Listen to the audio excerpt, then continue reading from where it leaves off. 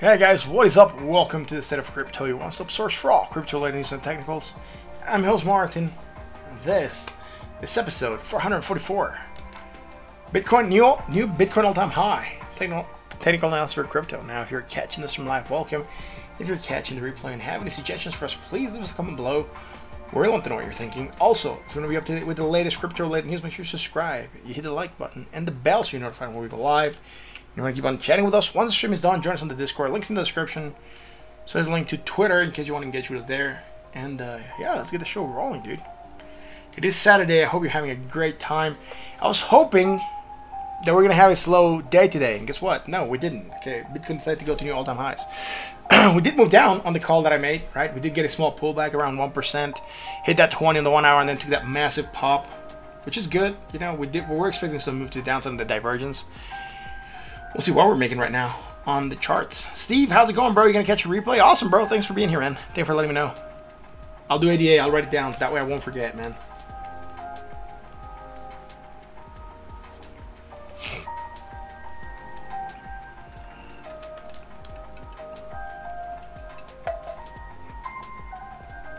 Oh, dude. That's nice. So what's going on, dude? You're still at dinner? That's awesome. Take care, man. Make sure you have your like protection gear on, and then you just have an axe in case someone like turns into a zombie, right? It's the only thing that we're missing in this 2020. So higher, right? What are we doing with Bitcoin? We're pumping higher. Where are we coming here, dude? High to low, right? We still have the bearish divergence, right? The strong bearish divergence on the MACD and the RSI. On the other side, we just got to still bought at 69.78, not even overbought. Could we still come higher? Yeah, and it's something that we said, right? And I mentioned it yesterday. It can still go higher. We'll still have it, and you know, then we do a U-turn and then start to move down. I called that for a couple cryptos, you know. So let's go to the 4-hour chart. Again, the bearish divergence is still there. On the 4-hour chart, we had bearish divergence. It's not loaded yet. For some reason, this is loading slowly on the charts, man. Oh, sorry, that's market cap. What am I talking about, dude? I thought we were looking at Bitcoin for a second. Like, so tired by it. Anyways, coming up higher with market cap. You know, we still have that bearish divergence. There's still that potential for action to the downside. Yesterday managed to pump 5.14%. Approximately $33.91 billion came into the crypto sphere today. 6.1 billion coming in. Sitting at $699.84 billion market cap. On that note, let's go check out Bitcoin dominance at 70.71. Again, I would really love to see Bitcoin dominance start to decrease a little bit. Yesterday managed to pump 1.90% today, pulling back a little bit, 0.26%. Like I said, sitting at 70.70 of market cap. Not a great look out on your headphones. And all right, that's awesome, bro. Anyways, yeah, dude, talk to you later, man. Thanks for stopping by. What's happening with Bitcoin on price action? Here we go, dude. Right on. So Bitcoin, where are we at? $26,636.11. What do we go to? We hit a high today of almost 27,000. All right, we get to 26,940 on this chart. Now, what do we have? And what I'm looking at here, right? We're still coming in lower. Here, I doubt we're gonna be lower, but let's see, 78.81. 78.07 we are, dude, right? We still have that strong bearish divergence. Potential for action to the downside. We're bought at 78.07. And, you know, we did move down slightly. I would have loved to have seen a retest of 2418 or 24,018, right? That would have been a good retest zone. But we didn't. We still managed to pump. And again, remember what I said yesterday, Bitcoin pumps is going to take a lot of other projects up with it. We did get a couple projects going up. Not as much as Bitcoin, but they did go up nonetheless, right? Let's go to the 4-hour chart. What's happening here? We're looking for bearish divergence, right? And guess what? We're still coming higher. We're still coming lower, high to low, and guess what? Over here as well. Right, overbought at 76.60. We still have strong bearish divergence, right? So again, there's still that chance that might be looking for a U-turn, maybe moving down. Last night we were here, right? 25th. So we did move down slightly, right? One candle, the next candle dropped slightly lower. Taking a nice balance, but everything that happened on the 1-hour chart. On the 1 hour chart, we had the bearish divergence. We set action to the downside. Guess what? We moved down, right? It was like a 1 point change % drop. Right, we were like up here when we were live. We dropped all the way down here. So 1.81% drop, and then we recovered. But that's fine. We hit the 20. We found support there a couple times, and that's what got us to bounce, right? Now higher, positive. We're at 95.04, 125. So slightly higher also, and here we're also coming in higher. So we don't have anything bearish here on the longer trend, but in the short term, right? So from here to here, we are coming in slightly higher. That's small. There we go. So the 1 hour. So we're coming slightly higher, and then we're coming high to low, right? Or positive was positive, and then high to low, right? So we have strong bearish divergence still. And that possibility for action to the downside is still there. Now where can we go? Again, the 20 would be a very, very likely target for Bitcoin, 25,797. But you know, Bitcoin's still on a bull run. So like I said, right, bearish indicators have a lesser chance of playing out. I said even if we break this area, we're gonna have support here. But we could have retested. I'm glad that we didn't break it.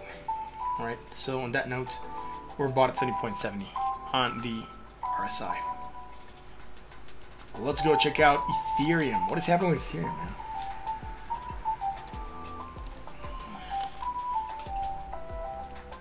Ethereum hasn't created anything since the hidden bullish, still popping up slightly, heading for the $671 area.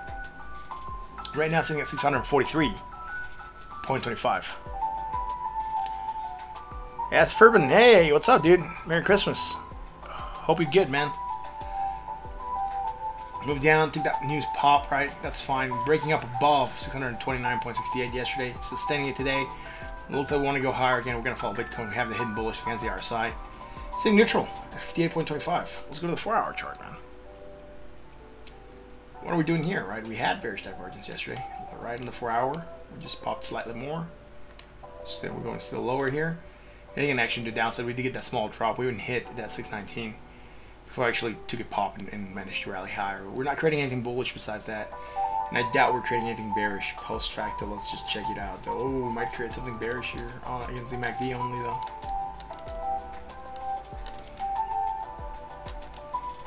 Then once I zoomed in, I was able to see the low better. So high, higher, high. Positive momentum, less positive momentum, right? Strong bearish divergence against the MACD. Potential for action to downside. We've got this candle coming down, finding support at 629.68 and then taking a pop. So that's fine, dude. We're rejecting lower prices. Looks like we want to still go higher. Let's see if we can reach 671.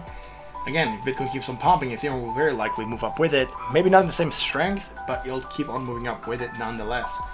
On that note, neutral 59.46 on the RSI. Let's go to the 1 hour chart. Look at yesterday. We're live here. We said bearish divergence, right? Action downside. Came down, try to find support here. 629, we lost it, then became resistance, right? Then we lost at 20. If we found support at 619.26, then we took a pop, rejected again, 629, and then finally we're able to break above it after retesting the 20. Right now we came down slightly, retested at 20, took a pop, so that's fine. Bearish divergence did come into play, like we were saying yesterday, and that's fine. Now let's check it out here. What are we doing, dude? 113, 134, right on, some hidden bullish. We can work with this. We can work with this. Right. And not only against the MACD, but also against the RSI, right? Low, higher low, negative, more negative, low on the RSI to lower point, hidden bullish, action to the upside, continuation. We got it at support, took that new pop, that's fine. Now high, higher, high, positive, more positive, high on the RSI to hard point. On this part, up to this high, we're good. Now if I zoom in, we've created bearish divergence from here to here against the RSI. Right, not against the MACD, against the RSI. And that note, we move down, hit the 20, found support, and taking a pop. Now low, high, positive, negative, less negative, low on the RSI to hard point. So I need to call there, and again, we're just trying to go on a new rally, sitting at 643.69. Now if this fails to go higher, then this period's high, right? Could be looking for a continuation of that bearish divergence. Maybe try to move down again. So neutral 59.62. Grab this. For some reason, this is coming up here. It should be down here where it's not seeable. That's it for Ethereum, dude. Let's go check out XRP. Where are the XRP at, man? Well, XRP still failing to perform. Dropped yesterday to a low of 28.30. Today already hit a low of 28.97. Sitting right now at 29.87. Right, 29.87 cents. Are we doing something? No. Low, lower, negative, more negative, low on the other side, lower point. We haven't created anything yet. And again, remember, even though it looks like it could be a potential good buy because it's so low, it does have really bad news going on for it, so it could keep on dropping more. Let's go to the 4-hour chart. On the 4-hour chart, we had the bullish divergence. We took that nice pop again. We didn't create anything. We already established that. High, low, positive, positive, high to low, right? So everything's good here. We're just rejecting, right? Again, we're weak. We have bad news for XRP, so, you know, it's dropping. It's kind of mellowing out a little bit, which might give it maybe another cross of MACD under the RSI, and that would be negative, right? That would potentially bring negative momentum and probably action to the downside. And again, sitting sold at 37.88. So I'm not really liking the way XRP looks right now. Let's go to the 1-hour chart. The 1-hour chart, we had the bearish divergence on the 25th, 6 in the morning, right? Broke down on that. That's fine. We hadn't created anything bullish until today. Low, lower, right? Low, lower, low. Negative, less negative, right? On the RSI, we don't have it. We're actually coming in lower. So just against the MACD, strong bullish divergence. Actually, to the outside, we took that small pop, hit the 20, and rejected more. Now, what are we doing here, man? You know, we're still coming in lower. Right, coming in higher, so negative, less negative, right? And this should really just be anchoring from way back here, though. Right, but since I'm assuming it didn't just anchor from there, it still does the same effect. 40.81, 41.02, 41.04, right? So we're going from low to higher low on the RSI. So we have strong bullish divergence against the MACD and the RSI. So we're taking that small pop. Already rejected 20, already rejected 29.894. Looks like we want to get above it, but we were failing to get above the 20. Again, XRP is not at its strongest point right now. On that note, sitting neutral at 46.85 on the RSI. Oh, damn, dude. I just been talking without the charts? That's crazy, bro. I'm not sure why the charts are not up. There we go. Charts are up now. No, I didn't. I didn't know the charts weren't up. Thanks for letting me know, dude. I've been talking the first, like, couple minutes without charts. That's great. In the first 13 minutes, you got me chatting and explaining. You're not even watching? Thanks, dude. Thanks for letting me know, dude. So we'll go back and do a quick run through of what's going on. I'll like have to edit post-stream and, you know, start from here again. So what is happening on total market cap? We're coming in higher still. We were down here yesterday, you know, still have that strong bearish divergence against the MACD and the RSI. There's a chance we might move down. Yesterday we managed to gain 5.14%. Today, gaining 0.63%. Again, very, very nice gains. But we still have that strong bearish divergence, right? Sitting at $698.48 billion. Bitcoin dominance. Yesterday we managed to gain 1.90%. Today, losing 0.23%. Sitting at 70.72. I really want to see Bitcoin drop a little bit more, man. Let's go check out Bitcoin price. Bitcoin price is 26,592.21. You know, we did get to a new all-time high today at $26,940. Again, very, very nice pump. We had bearish divergence yesterday. We still have bearish divergence still today. Strong bearish divergence for potential action to downside. We might be stalling here for a little bit before we run up again. We could move down slightly again and try to run up again. On the daily, we still have it. We haven't really pulled back down a lot. So on that note, overbought at 78.03. Let's go to the 4-hour chart. The 4-hour chart still overbought. Yesterday we were overbought to here. Or to here. We did come down slightly on that divergence, right? And then we pump up a little bit more. Again, right now, high to low, high to low. So strong bearish divergence against the MACD and the RSI. Overbought at 76.47. Let's go to the 1-hour chart. On the 1-hour chart again, we're calling bearish divergence to here. We did move down, hit that 20, right? As expected, it was one of the targets. Found support there. Took a very nice pop. And again, created strong bearish divergence right now in the short term and starting to move down slightly. By the way, guys, if you just see me that a lot of these things are up, I'm going to edit the stream post-stream because I was talking and I was really not showing the charts. It was just me talking in general without the charts. So you're probably going to see a lot of stuff that's already done because I already did it when I was explaining it, but I wasn't showing it. So you'll just probably not even see my whole rant. of 13 minutes without without the charts up. Anyways, strong bearish divergence, action to the downside. We're starting to move down slightly. Again, we could try to come down to the 20. The 20 being at 20 moving average being at $25,796. We'll see what we do here. Again, Bitcoin could be just flagging here before it actually takes another run, and then we could really have strong bearish divergence to a new island. That would be something that I would be likely waiting to see. And right now, like I said, this is it, right? Overbought 70.82. Let's go check out Ethereum. Ethereum on the daily, right? We had the hidden bullish divergence. Action to the upside. We're still rallying to the upside. 671.38 is our target. We have gotten to a high of 644.39 right now. And slightly higher, but we're pulling back a little bit, and that's fine. We're still above 629.86, or 629.68, sorry. Neutral at 58.42 on the RSI, the 4 hour, right? We have this bullish divergence, right? Took that pop, we created bearish divergence. We moved down on that, found support at 619.26, took that very nice pop, creating bearish divergence again. We already moved down, found support at 629.68, and we're reversing right now and pumping to the upside. Well, it wasn't really a rant, Steve. It was just me talking without showing the charts. So that's why I'm saying it's like a rant, right? You won't be able to see. Here the divergence was just against the RSI. Here the divergence is just against the MACD, right? So let's go to the 1 hour chart.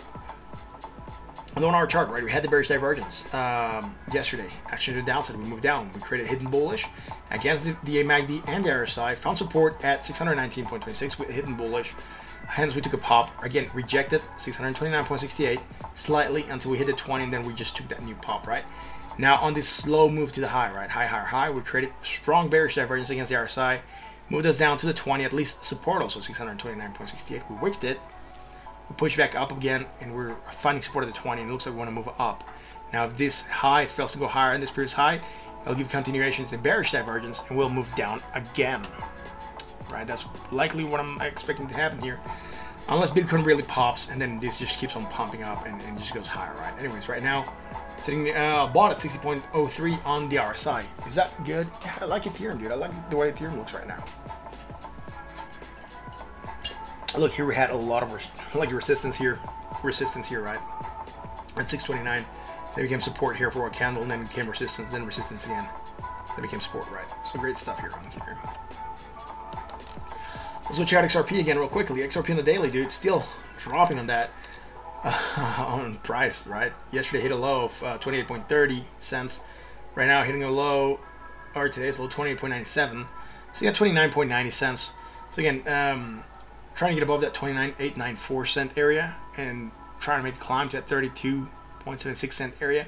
But again, even though it looks okay, right, because it's so low that you would think it's okay to buy, it just has really bad news, so I would just be very careful if you want to get into XRP. Again, sold at 34.94. Let's go to the 4 hour chart. We had bullish divergence, right? We took that pop, rejection here at this area, 37.07 cents. We don't have anything bearish again. It's just not super strong with the news it has, and we're dropping down. It seems to be mellowing out right now.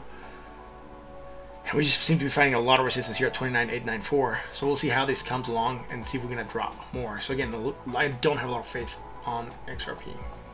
We're about to get across the MACD under a signal line. That would be bearish, right? We could be expecting to see price action to the downside then. Anyways, sold at 37.46. Let's go to the 1 hour. On the 1 hour, we had the bearish divergence here at 6 in the morning on the 25th. We did drop lower. Throughout the night, we didn't have anything yesterday. But today at 4 in the morning and then at 9 in the morning, we created some strong bullish divergence against the MACD. We took a pop, rejected the 20, right, dropped lower. Now we're coming low, lower, low, negative, less negative still, and then also on there, so we're going from low to higher low. That's creating strong bullish divergence. Actually, to the opposite, we're taking that new pop here and hitting resistance at 29.894. Right now, we're still below that area. Like I said, it's really proving to be a tough resistance to get above. We're also rejecting the 20 twice, so I'm not looking too strong for XRP. Let's go check out Litecoin. Litecoin on the daily. We were looking for bearish divergence yesterday. We did get a little bit of pullback, but we still have it today, right? We just go there, that goes there, that goes there. Saying neutral at bought at 69.89. Not a lot happening with Litecoin. I mean, we did get a small pop yesterday, 1.48%. Today, popping 3.21%, so it's okay today. And you know, we still have this strong bearish divergence on the daily. Let's go to the 4 hour chart. We had bearish divergence. We're expecting a move to the downside. We did briefly move to the downside. Then we took a new pop. Guess what's happening here, right? Coming up here slightly higher.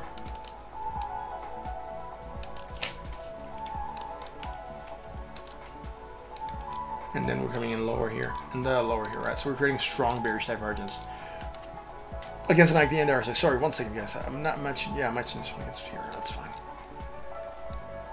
Right on. So we have strong bearish divergence for potential action to the downside, or at least stalling to start happening near this area. Again, a Litecoin at $133.65 right now, sitting bought at 69.44. Let's go to the 1 hour chart. On the 1 hour Litecoin, what's going on? Coming in higher, right? And then we created the strong bearish divergence yesterday. Action to the downside, right? That was yesterday. Last we were live on the 25th, right, at 9 p.m. We moved down, right? It wasn't a huge move down, but at least it got us to a 20, right? Found support, took a pop. That's awesome. What happened then? So we're coming high, right?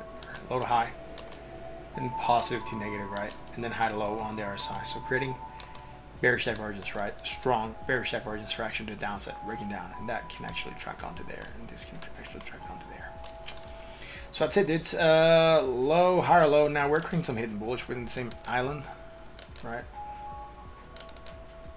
Oh, I had an anchor up to the 1 hour. Why? Why must you play like this? Dang it, dudes. I gotta do a quick cleanup.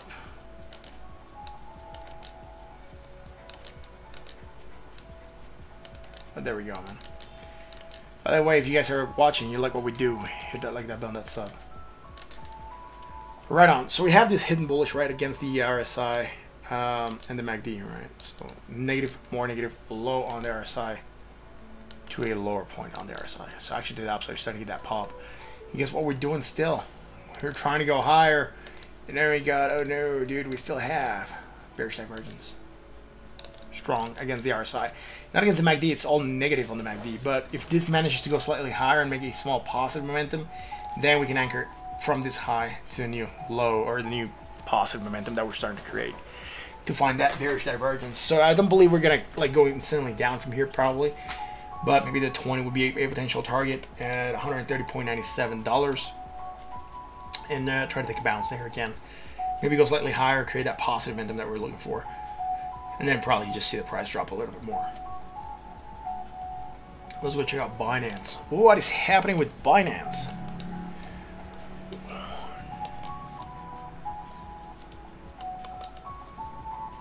So Binance on the daily.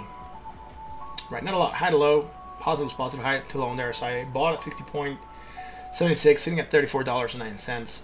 It's not really a lot happening with Binance. On the 4 hour chart, we had the bullish divergence, strong action to the upside. That's fine. Came down, tested the 20, took a pop again. Just been bouncing off the 20 basically, at least on this chart.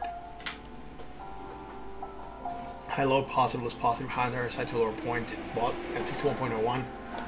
Nothing on the 4 hour. Let's go to the 1 hour chart. We had the bearish divergence, action to the downside. We moved down.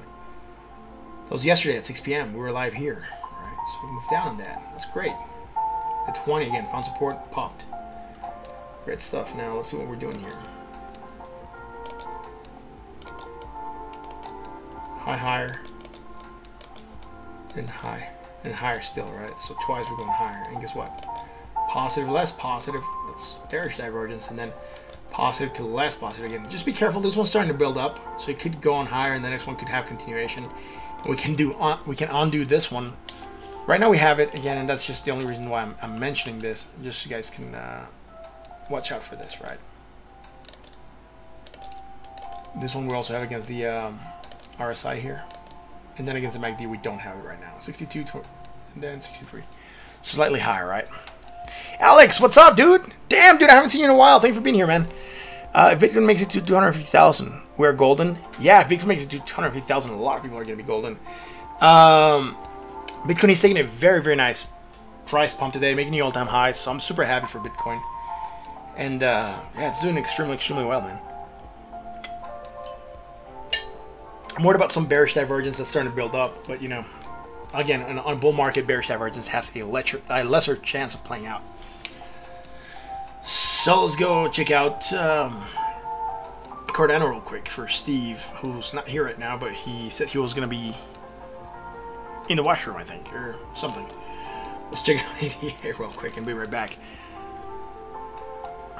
XRP is going bye-bye for US customers. Yeah, I know, dude. Bad news for XRP, dude. We've talked about that. I do believe if it gets delisted from a couple of the major exchanges in the US, it's certainly going to tank the price more, at least until clarity is brought into the market as to whether or not it's a security. And if for some reason they manage to gain... Steve's lurking. Awesome. If they manage to gain, you know, the lawsuit against the SEC, then the price could go insanely high again, right? They get a nice pop from wherever it's at, because a lot of people are trying to get back into it before it gets listed back into the US exchanges. So it could be a significant factor for price action to the upside if it really is to be declared not to be a security. But right now it's still up in the air, right? Right on. So high low, possible is positive, high on the other side, lower point. Right, we don't have anything since we called a strong bullish divergence action to the opposite, taking that pop still, rejecting 17.15 on a Cardano, right? Move down slightly, right? Above the 20 still, so it's fine. Steve says XRP won't have clarity for probably at least 24 months. I know, dude. That's why I'm not getting back into it. I might be looking to short someplace on technicals just for small pumps, but, you know, that's about it. Not really. I've already withdrawn all my money from XRP, for sure. The new administration isn't going to do anything until July. Yeah, I think they have a lot more on their hands right now than crypto, right? Mainly what's going to happen with COVID vaccination and everything else they got to roll out. Alex, if they get fined, it'll be a few million. It's only that a lot of people are batching it when only the US customers will be affected. Yeah, that's true, but you know, the majority of the market is in the US. Right? If you consider that they were working with MoneyGram to send remittances from US to Mexico, from US to Philippines, from US to Australia, you know, for all these other places that they were trying to work with, it's going to be interesting to see how that affects those channels, right? So you're saying that's how the XRP community is. Yeah, I know. They're still going to have something going on. It's been declared a non-security in a couple other countries. They're probably going to try to use that to their advantage. By saying that other countries have already brought clarity onto this and say that, you know, it's not a security. If the US wants to make an example out of XRP, they will make an example out of XRP. A Ripple, at least, right? Camps North, what is the Coinbase waiting for? I'm not sure, dude. They're probably just giving a warning, or they're trying to figure out how they're going to exit the market to not crash the price. Probably they want to sell probably their bags first, right? It's probably once they sell their bags, they're going to say, guys, you got like 24 hours to clear your XRP. Yeah. True, watch XRP makes comeback and we all be pissed with you and get on board. Yeah, I know. Look, it's already, like, it's going to be interesting what happens to XRP. I believe it's going to take a while for it to get defined, but once it does, it's going to give you a lot of clarity. And then, you know, it's still, like, there's still places in Asia that are using XRP, right? Like SBI is a big XRP partner, so just because the US declares it as security does not mean the rest of the world has to acknowledge that or just working it that way, right? So anyways, it'll make you mad if it happens. Yeah, I know you also sold your XRP, Soka. Cam, so you know why they're waiting? Dude, Cam, I don't know why they're waiting, dude. You know, I'm just guessing that they probably want to offload their bags first before they actually tell people they got to offload their bags.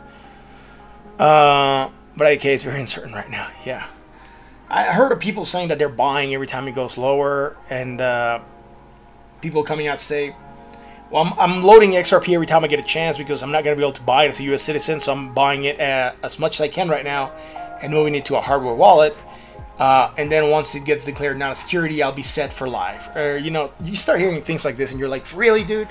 I mean, it's a long shot. And if you're holding it and you want to sell it on another exchange that, you know, if you want to sell it on another exchange that is like a non-KYC exchange, you can probably do that and then just, like, you know, transfer it to any other asset and then transfer it back to the exchange that you're using. But, you know, it's going to be interesting to see how this happens and how this is going to be handled. Coinbase just released a statement saying they're waiting for new reports from the lawsuit. Yeah, we'll see. I mean, right now it is holidays, so I think it's gonna move slightly slower. Right now, next week has like 3 to 4 days working days, right? They're probably not going to work on the 31st. They're sure as hell not going to work on the 1st, I think. So it's probably going to be like a 3.5 day week for lawmakers. I think we're basically going to start seeing things happening with XRP again until maybe the first week of January, once we see a little bit more what's going on. So these that don't like XRP holders, roll the fuck they make about being millionaires and mooning, and this is the last time to buy it on sale. They ain't saying that buying on sale for like 3 years. Yeah, I know, but that's the whole problem, right? There's a lot of tribalism happening on crypto. And XRP has, I think, one of the most tribal communities out there, where people really just try to buy as much as they can. Alex saying he owed 250,000 XRP coins before that went down. I'm glad you exited. I hope you made a profit on your exit. Yeah, a lot of people in the XRP community are still talking about the moon and how this is good, right? And someone posted a meme the other day, and I was laughing about it. It was like a guy, a little kid, saying like, "Oh, look, Ma, there's an XRP booth over there." And then he like walks back, and his eyes are like all shiny, like he was being like brainwashed. And it's like, "Oh no, what happened to you?" And it's like, "But XRP getting sued is good for everyone. It's gonna bring clarity, and it's gonna make us millionaires." Yeah, it's just like a lot of people are still believing in the project so much, and that's fine. You can believe in the project, but a lot of people are going out there and really telling people to like buy more XRP, right? That is advice. If they're encouraging you to buy some, that is advice, and advice is, you know, something that should not be taken very lightly, at least not on social media, not by non-experts, because you don't know what price they got into, right? A lot of people are saying you should buy more XRP right now. And people are saying, I don't get why people are complaining. It was at 10 cents a couple months ago. Right now, it's at like 35 cents or 30 cents. You know, it's like you're making a profit. I'm like, you don't know if people got in at 75 cents on the last pump, if people got in at 50 cents, and they're already hurting, right? So, like, people saying, huddle to your XRP, push through, strong hands. It's bad advice. People should do whatever they feel like they should do, and people should not be encouraging people to keep a position on hopium just based on what could happen and not really on what it is. Right now, it is going down. The fact is that there are bad news. The fact is that there's no clarity on the lawsuit, and it could do a lot of damage if a lot of exchanges start dropping it from listing. A lot of people are going to be stuck with their position. So it's not good, man. It's not good for a lot of people. Right now, people should be careful. I mean, it's not advised, but I would believe that the best course of action right now is to sell all your XRP, wait for clarity, and jump back in as soon as you have something that makes you believe that this is going to go positive for XRP. If you still see that this is going to go bad, get out of it, right? Anyways, Alex saying, honestly, he just had $250 profit. He pulled up when he dumped, but yeah, still profit. Yeah, it's good, bro. I also exited with some profit. I think Soka also exited almost break even after holding for like a couple years. I was talking to him the other day. But it's interesting to see how XRP will behave. Anyways, let's go to ADA real quick. Again, the bullish divergence, taking that new pop again, rejecting 1715, right? Neutral at 54.60 on the RSI. Let's go to the 4-hour chart. Bearish divergence, right? We moved down on that on the 25th. Broke down to support at 14.99. We even talked about hitting that area. We've hit it finally, taking a pop. That's great. The last couple hours have been extremely good for Cardano. Again, in a positive uptrend right now. Had a low, positive high in there, so it's a lower point. That's fine. We didn't have anything bullish here yesterday. I don't believe we're going to have anything still today. 188, 200, right? So, negative, more negative. Nothing on the 4-hour. Let's go to the 1-hour chart and see what we get there. Alex incorrect. I would say XRP should be for basic holders. Yeah, easy to trade and learn off that. But long term, I would say hell no to holding. Yeah, I think XRP. It's a good coin to get in. I like that it's fast. You know, I can send XRP to another exchange, trade it, and then I can trade it back to another coin real quick. So the only reason I go right now into XRP, and the way I've done it before for XRP, is I get an XRP, I send it to Binance or whatever exchange I'm going to be using, Bitso, Binance, whatever, and then from there I just basically grab my my XRP and turn it into whatever I need.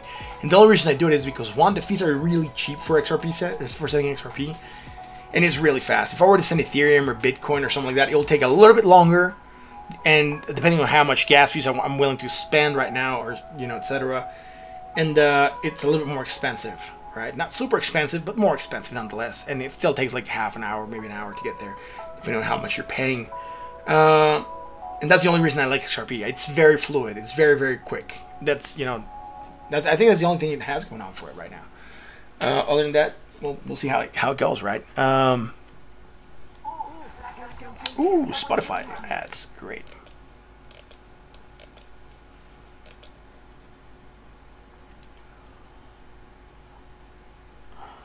Have I heard of IOTA? Yeah, I've heard of IOTA. I've never gotten really much into the project, so I'll need to do more research. We can check it out and chart it, but that's about it, dude. I've really never gotten to IOTA that much. It's been around for a while. It's not a new project. I think we might have charted it a while back. Let me finish ADA and I'll jump into that for sure.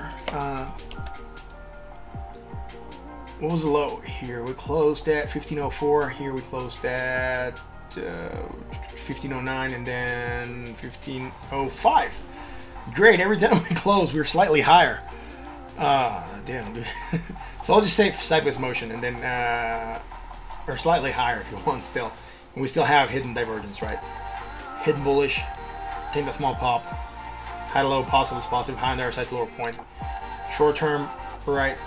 Short term starting to create bearish divergence here on Cardano, right? Just against the MACD, nothing against the RSI, right? On the RSI, we're still coming from high to low. Neutral at 57.83. So that's it, dude. Again, potential moving down, maybe to the 20 to find support. The 20 right now being at 15.68 cents. And Cardano at 16.01 cents. Let's go check out IOTA. There was nothing else cute, so that's cool. IOTA. Blah Asha Laka. Cool. What is your opinion? In my opinion, what are the best cryptos to invest in 2021? Wow, dude. Well, I would just say that you should have some Bitcoin for sure on your wallet, at least some part of allocated to Bitcoin, and then put some into more mid-cap projects, right? You can put some into Ethereum as well. Again, you just want to diversify a little bit in crypto, right? It's like in stocks. You don't want to be all just on one tech company, or you don't want to be only on FANGs, right? You want to be on FANGs, you want to be on some oil, you want to be on some mining, you want to have or like some industrial stuff, some hotel, or some index funds. You just want to be diversified when it comes to crypto, right? Because you don't want to be overexposed to just one asset. So I wouldn't advise. I would say that a good balance would be to have at least have some Bitcoin. If you cannot afford to have a good chunk of your portfolio with Bitcoin, at least have some Bitcoin, have some Ethereum. Then I would say add small or mid-cap projects, and that'll be anywhere that are like in the dollars still that you can afford to buy a couple. Like Cardano, it's super cheap and it's okay. It can be propped for good action to the upside. And then I would say get into some microcaps, right? Microcaps are a little bit trickier. You have to do a lot more research, and a lot of projects do tend to die of those ones. Steve saying not advised, but you don't listen to him. 100% to ADA. Your rest life. All right, Steve. No, but for reals, I would say diversify. And there's a lot of projects out there, dude. Crypto's so vast. I don't know all the projects that are out there, man. Like, if you want to, want to know how many projects are out there. I'll check out IOTA in a second. I just want to see how many projects are out there right now. It's really not telling me. So let me go here and refresh. All right, there's 8,116 cryptocurrencies, right? So, I don't think anyone knows all 8,116 projects. That's honest truth, right? So, I would say it's very dependent on what you believe their projects are going to be doing, right? Like, Cardano could be a good alternative to Ethereum because I believe it's not going to depend a lot, or it's not going to suffer a lot from scalability issues as Ethereum is suffering right now. I'm finding IOTA. I thought we had done IOTA before. I think we haven't. So I'm going to go check it out. IOTA, Tether, and Binance. Let's go with this one. Oh, we hadn't done it. Wow. Will Bitcoin go back down? I think it can pull back down a little bit, but right now it's still in a major bull trend, so I wouldn't counter trade it yet, or I wouldn't be shorting it yet. But I'll go back to Bitcoin in a second. Let me do IOTA because it got requested, and then I'll do Bitcoin again for a recap. Alex M, Bitcoin, Link, Ethereum, Litecoin, or LTE, sorry. Graph is a new one. COS, Compound. Yeah, I mean, some of the ones that Alex is mentioning are good. Some of them are very young. Like Graph is very, very new, so it doesn't have a lot of data in it. Basically, anything that comes out of the gate, it should be like your higher risk, but I would be allocating a lesser portion of my portfolio to that, right? Because those could be like the ones that could make it big, and you really don't have to spend a lot to get onto them. Sometimes you can, like, they come off the gate at like cents, right? They're fractions of a cent. And then they really go higher real quick, and then you just exit those ones extremely quick on that position. And those are usually the money makers, let's say. The rest are more like insurance for long term, but they're good nonetheless. It'll go back down, but who knows how much? Maybe like 29.99, 24K. I think it holds 20K. Yeah, dude, I do believe I might be holding 20K. There are actually news that came out with that. I opened them earlier today. I just can't find them. Was it this one? No. Did I check it out here? Yeah, BitGo. BitGo reached an important milestone with 16 billion in digital assets under custody. Investors sourcing institutional grade security and financial infrastructure for custody, trading and lending of their digital assets. So BitGo, yeah, BitGo is, you know, that happened today. It was like a couple hours ago. I was checking out some news earlier today. And is this here, right? So you're custodying a lot of digital assets. That just show you how much money is coming into this, and like, you know, institutional investors are still getting into this. So I mean, that there's more Bitcoin being bought out right now than it's actually being produced. That's why we're still seeing the price go up, right? Everyone's trying to get their hands on Bitcoin. So that's why I said you should have a portion of your portfolio allocated to Bitcoin. If you cannot buy a lot, buy some, right? You should always be holding some Bitcoin at least, or for whatever minimum amount. If you cannot hold a whole Bitcoin, like buy 10% of a Bitcoin, that'll be like $2,000. If you cannot do $2,000, do a 1% of a Bitcoin. You know, do $200 of Bitcoin, right? $250 of Bitcoin, right now, or $260 of Bitcoin right now. But hold some Bitcoin, right? And then slowly add to your position, right? You're not gonna get to a whole Bitcoin maybe, but little by little you can add on to your position, right? Alex saying I would also recommend that after the pump and the market corrects itself, place some money in stables to gain the interest from the API. Yeah, that is true. You can also put in stables. And if you really don't want to exit your position, there are some exchanges that actually pay you to, you know, stake or hold your crypto there, and they pay you interest. They pay you interest on that, so you can check them out. Like BitTrue is one of the ones that does that, right? APY, yeah. So let's go check out IOTA. One tiny IOTA.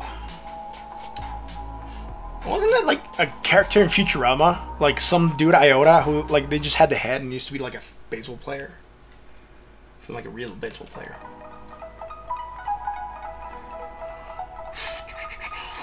Right on, so you're on the daily, right? There is some bullish divergence. So let's go with this.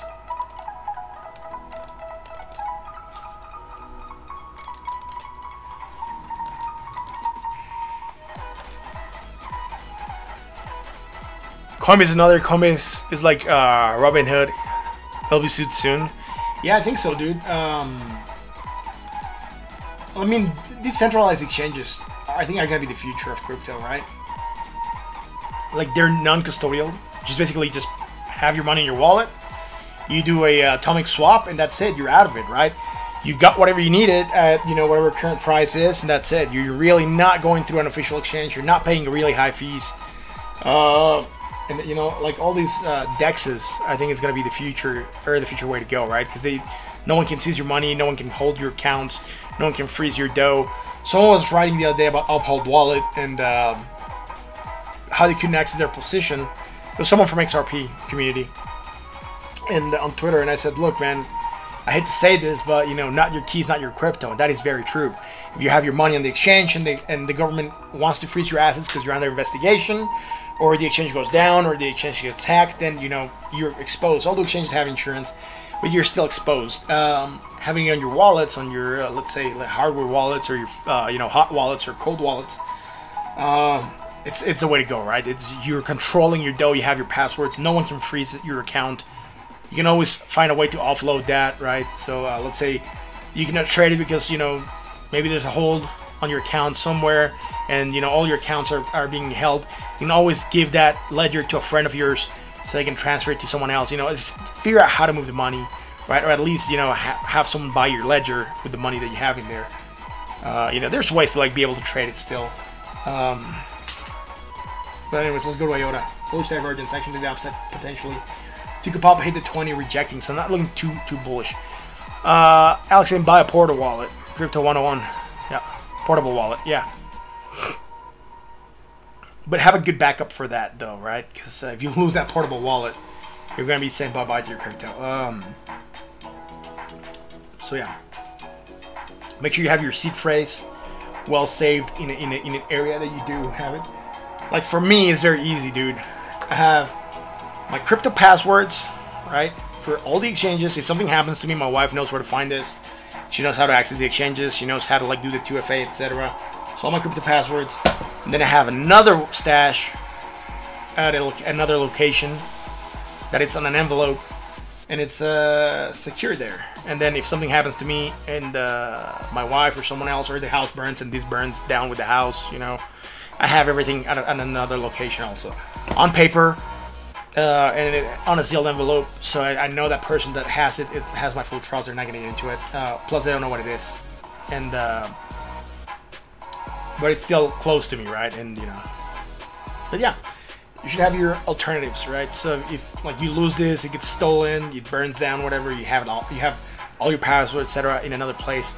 And it's also good that you know someone that you trust has your keys, right, and your passwords. Because if like something were to happen to you, I'm pretty sure you want your crypto to go to someone, right? Like your spouse, your kids, whoever. So just make sure that you have this with someone that you trust and that they know how to access it so they can get it to them, right? And then also let your spouse know where that is located. Or in case that you're gonna give it to your kids, you know, make sure you have a way to have them get to it. That's the things regarding crypto in general. You know, there's a lot of stuff that you should be doing. Something that I'm not finding that's out there right now, and I do believe we might start seeing sooner, is going to be crypto wills, right? Or something like that. Like when you die, all your digital assets will have to be transferred somewhere.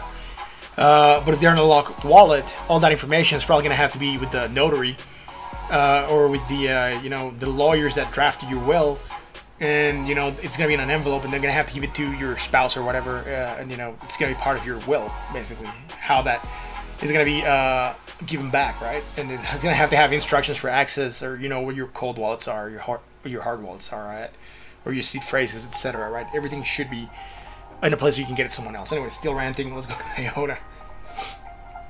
And for me, having this is very important. And have it the way I can get it to someone is very important.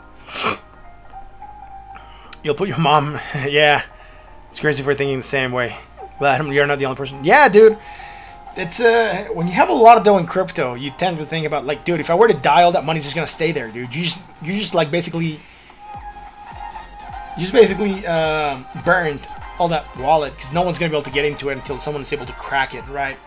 So it's important that you have it in a way that can get to someone, or at least have someone know how to access it. Someone that has your like full trust, you know, like, you know, your parents. If you want to have a copy of your crypto at your parents' house on an envelope, you just tell them, like, you know, if something were to happen to me, then you can open this envelope. It has all the information to access my crypto accounts, because all that money is going to be there, and you know, I'm not going to be able to use it, but, you know, it might be good for you. Anyways, John Smith, what's up, dude? Dude, John Smith, are you Spectre? Because I'm pretty sure I haven't met you in admin, and you have the little tool next to you, so I'm thinking you might be Spectre. Because I don't have a lot of moderators in the channel, so, and I know you change your name often, so if you're Spectre09 or Spectre9, let me know. Yeah, I assume. Dude, why you change your name so often? Dude? You always throw me off when you come in. I just see a wrench with a name that I don't know. I'm like, dude, who the hell did I just made a mod? Anyways, dude, bullish divergence, potential movement up. This is short term. So again, I'm right now interested in the short term for this project, right? So again, potential move, rejecting the 20. Not usually we want to see this get above the 20. We could be taking a breather, impulse up, consolidating, but it just looks like consolidation of this downsloping movement, right? Like we erased part of the drop with this small palm. So again, not looking too strong right now. Let's go to the 4 hours, see what we get there. Yeah, dude. Right on. So we have hidden bearish. Alright, so high to low. Let's anchor this in the 4 hour, man.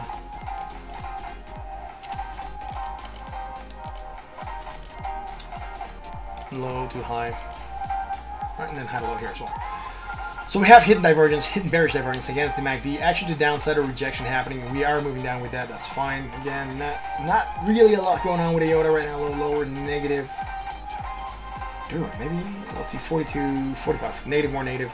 Low on the RSI to lower points. So nothing bullish here. Try to recover slightly. Maybe on the 1 hour we have something that for that small recovery. They're not looking super strong right now. From way back here, we have something against the RSI, right? Some bearish, some strong bullish divergence here. Fraction to the upside. Alex, looks like Bitcoin is moving parabolic again. Yeah, I know. We're gonna go back to Bitcoin after IOTA. I'll show you why. So neutral at 47.29 on the RSI. Really trying to determine what this is gonna do. It's not looking too hot right now. But again, getting that V-shaped bounce that a lot of other projects were getting. If you guys remember yesterday, I told you. You got this drop. A lot of projects seems to be getting this bounce, and then I told you probably gonna move down slightly from there. I got on the 1 hour. Right on. Let's see. Low, lower, negative, more negative, low. Right. So some strong bullish divergence, right? I'll get from here to here.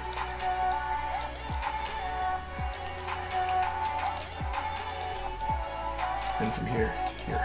Awesome, dude. So strong bullish divergence, actually to the outside. Taking that new pop, that's fine. High to low, we're creating hidden bearish. Damn, dude.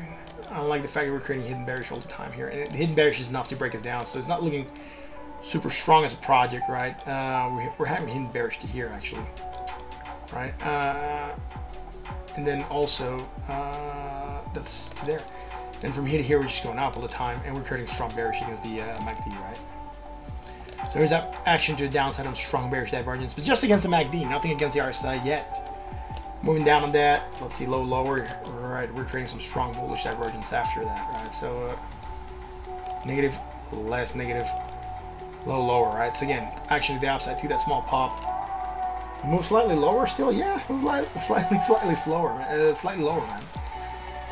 Then from here to here, and you know, what is this? 39.97, 39.76. So low to high, right? That's fine. 0.76 and then 0.97. So yeah, slightly higher. We have this strong bullish divergence. Took that pop and broke down again. So again, like I said, I'm not really liking the way this is performing. It has bullish divergence. It's just failing to go higher. So failed to drop lower than the previous low, giving continuation to the bullishness, but really failing to go higher again. So, like, it's not looking too hot, bro. Right now, it would be a little bit reserved in IOTA. It is below the MACD zero line, which could be a good entry if we were to get it cross. Well, right now we could still go higher, right? But we just got to cross off the MACD, the blue line, over the signal line being this red line here. But I don't believe it's looking too strong right now. So we could get another cross that would be bearish again, bringing negative momentum. And then we could get another cross and then really rally from there. Where are we with regards to 200? Because that's something that I usually tend to look at for to be able to determine. So we are below 200, right? So we are bearish. That is the case with a lot of cryptos and a lot of projects. Below 200, we are usually bearish. So we are below that 200 moving average, right? So we're on bearish turf. So the bullish signals have a lesser chance of playing out. And probably what we're seeing, the bullish divergence not really being respected as such. Now a pump to the 200 right now would get us to 30.61 cents maybe. So it could be a good pump. We're not far off that target. We're at 28.96, but we'll see how this keeps on behaving. Again, IOTA is one that we can start tracking, but I would be careful right now with the position. Let's go Bitcoin. But I didn't look for that. Sorry, I didn't look for anything else here, and I should be doing at least the fibs, right?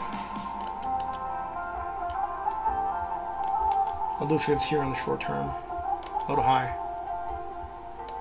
Zoom in here a little bit, see where we're at, see if we're getting bounces fibs to there, right? Yeah, we're rejecting the 382 right now. We rejected that 236 earlier on. And that's really fine for this right now. Are we finding some other supports? Or resistance? Yeah, we seem like we resisted this area as well, so alt H. Right, see this bottom here, right? It was support. Kind of support here. Resistance here. Right? Became resistance here and then became support after. Was support here as well. Resistance, right? So we're hitting this resistance at 29.23. I didn't go that much into detail, but I should be going much more into detail. Sometimes I just want to rush through them, particularly if like I'm not seeing that they have a lot of potential to the upside. But I will try to do them more in detail. What's up, dude? Bob, how's it going, dude, man?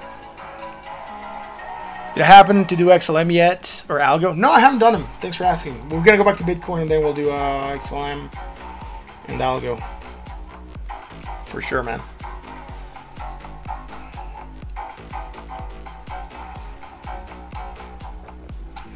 Right on. So that's it for IOTA, right? We have some overhead resistance immediately, and we're rejecting the 382. So let's go back to Bitcoin. Right. So Bitcoin, right? What I was looking at here, we had bearish divergence here yesterday as we were opening this new candle. It's fine. We still have this strong bearish divergence, but we're on price discovery mode, right? We have not been up here again. Did I said Burn or Bob? I think I said Bob, but I might have said Burn. I'm not sure, dude. I am drinking tonight. I'm not sure if I said Burn. But Bob, if I said Burn, I'm sorry.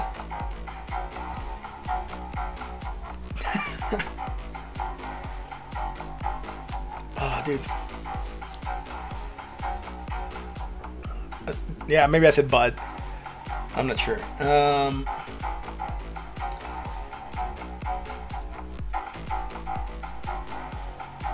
Yeah, it's a good night, man. It's a weekend. It's Saturday. Next week's gonna be a very short week for me. There's gonna be a 3-day week, and I'm not even gonna be like I'm only gonna connect to the office if I like they need me for something, which I don't think they're gonna need me for something. You're high. You're just feeling this music. Awesome, dude. Spectre asking if I'm still XRP. No, dude, I'm not in XRP anymore. Crazy crypto weekend. Yeah, I know. I was praying for a slow weekend, man. I said yesterday, I hope the weekend's gonna be slow, and I wake up to a massive green candle. I'm like, yes, it feels good, but also I kind of like. I didn't really want to be looking at the markets today, so you know I usually want some slow weekends. At John Who, I think he was asking me if I was still on XRP. Bob also saying he couldn't run fast enough from XRP. I know, dude. Everyone's getting out from XRP now.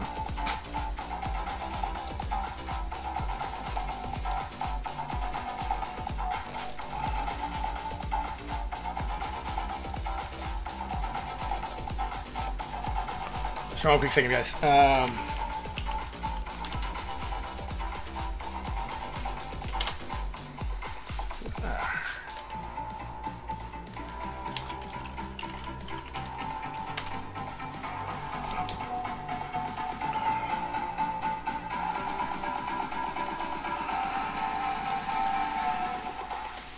Alex, I just wanted to tell you something, man. And I didn't get to tell it to you that day because you had already left and I hadn't checked. But the awesome tips that you gave this channel are all looked up on PayPal, and they like I never received so many tips, and like PayPal really went ahead and like they like really just like my account is limited, so they, like my account's blocked on PayPal, dude. I cannot do anything. So the only thing I can do is like receive money or payments. That's it. But I cannot withdraw, send money, or refund, or anything, dude. It's like completely locked. They asked me to provide information. I already did that that same night. But dude, it was insane, dude. They're probably like, why is this guy getting so much money? He never gets money on this account.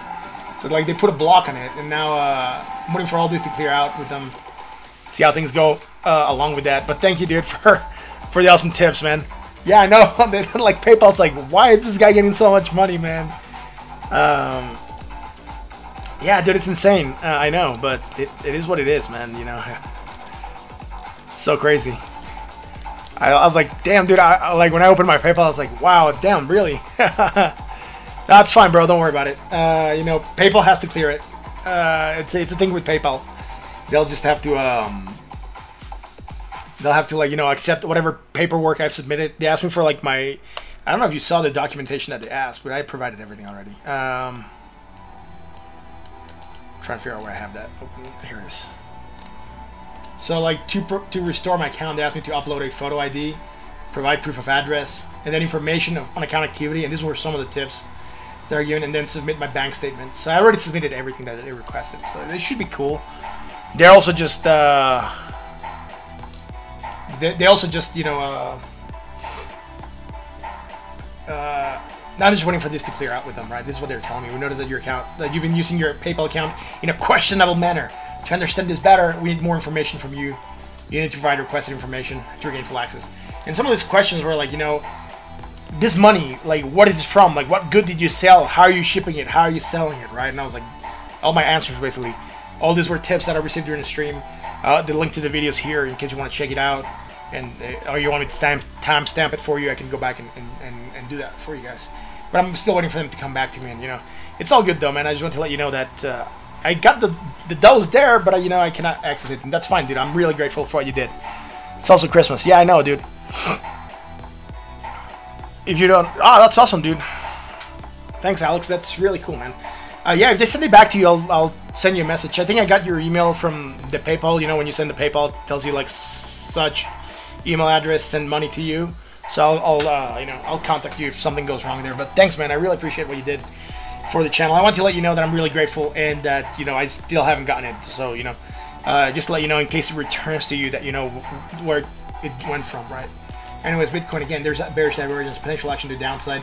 We were bought at 78.29. Again, waiting for that potential move down. I mean, we said we're really bullish. Yes, it's gone parabolic. I even drew a support line on the 1 hour. And we're really not breaking that, right? So on the 4 hour, what's going on? We were to here yesterday, right? This was the 6 to 10 p.m. candle. And I said, dude, there's bearish divergence. We're going to move down. We did move down slowly. On the 1 hour, we hit that 20 moving average, and we took a pop from there. We still have this strong bearish divergence. Low to high, positive was positive, high on the other side to a lower point, right? So everything's good here. Overbought at 77.12. And then that note on the 1 hour chart. Yeah, please, okay, that's really, yeah, I know, dude, but I really, thanks, man, you know. Thanks, I really appreciate that, man. But yeah, like, I gotta wait for PayPal to get back to me. Like, I checked online how long it takes. They said, like, usually 1 business day, but it's already been, like, 3 days, but, you know, it was the holidays, and it was the weekend also right now, so I'm expecting at least for them to get back to me by, if I'm okay, Tuesday or Wednesday of next week, and see what they say, right? So what's going on here with Bitcoin? Right? We had this bearish divergence still yesterday. We did move down. We already measured this. It was almost a 2% move to the downside. It hit support at the 20 and took that very nice bounce. And the 20 was one of the targets. Again, this blue line here is a support line, which I was thinking about that we were going to break, or we're going to hit if we were to break below that 20, but we didn't. We actually managed to hold on to support there. It took that very nice pop. I wasn't expecting to pop that high, because I was worried that this divergence was really going to break it down more. But again, you know, it's just been going insane, dude. Right? So this happened at 8 in the morning. So we're talking that this happened after the news that, you know, what was that exchange that I told you guys earlier, a couple minutes ago? BitGo came out and said that they bought, or they're holding $16 billion in crypto assets, right? So, you know, that was 10 hours ago. So we look at this, over 10 hours ago, article 11 hours ago. Right now we're at 10 p.m., so that would put us near 10, 11 in the morning, right? So maybe around this area, the news were breaking out, and we're seeing this pump, right? Knowing that a lot of people are still buying crypto. So, you know, all this is probably a news and more adoption and purchasing going on, because the institutions are getting into it. Steve, you had it with PayPal too. As soon as you get real money, they freeze your account and do KYC. You never had them lock it out entirely, right? Yeah. You know, yeah, I know, but, you know, PayPal, it is a regulated institution in a lot of countries, so they have to comply with a lot of banking compliance policies, etc. It is what it is, dude, you know, it's the only way I can get the tips to show on stream, so I have to deal with that. They take like a 3% commission of every tip, but that's fine. Crypto, I think, flows freely, but I cannot get it to show on the stream for some reason, because I already showed you that OneUp doesn't like really want to play ball with letting me sign up with Google, right? So they're saying that they're talking out with Google, or yeah, with Google, to be able to work again. So Like that's the only crypto that I know service that I can link to Stream Elements and have it show throughout the stream. I'm still looking for a way to have other tips show or find like different funding methods. But the other one I have is the Cointree, but it just shows up very, very tiny on the little square that's up there in the corner, way up there, and it's very tiny. That's a code that Bitcoin Jake made, and if someone tips through there, I can see it, but it'll not play in the stream with the little shark animation or any animation therefore, so it's just a small notification that I get when someone tips. But that's the only ways I have it, right? Anyways. John Smith, why'd you leave XRP, dude? Why did I leave XRP? Because they're going to get into a lot of shit, man. I'm going to wait for the waters to calm down and then buy back in and do better. Right now, I'm actually doing better by not being in it. You know, XRP has dropped. And what I'm going to do is I'm going to buy it lower, and I'm going to be able to get a bigger position with the same amount, with less money than what I had in it right now. It's nothing. Yeah, I know. It might be something. I will see, dude, you know. Your PayPal is restricted as well. Yeah, dude, sorry about that.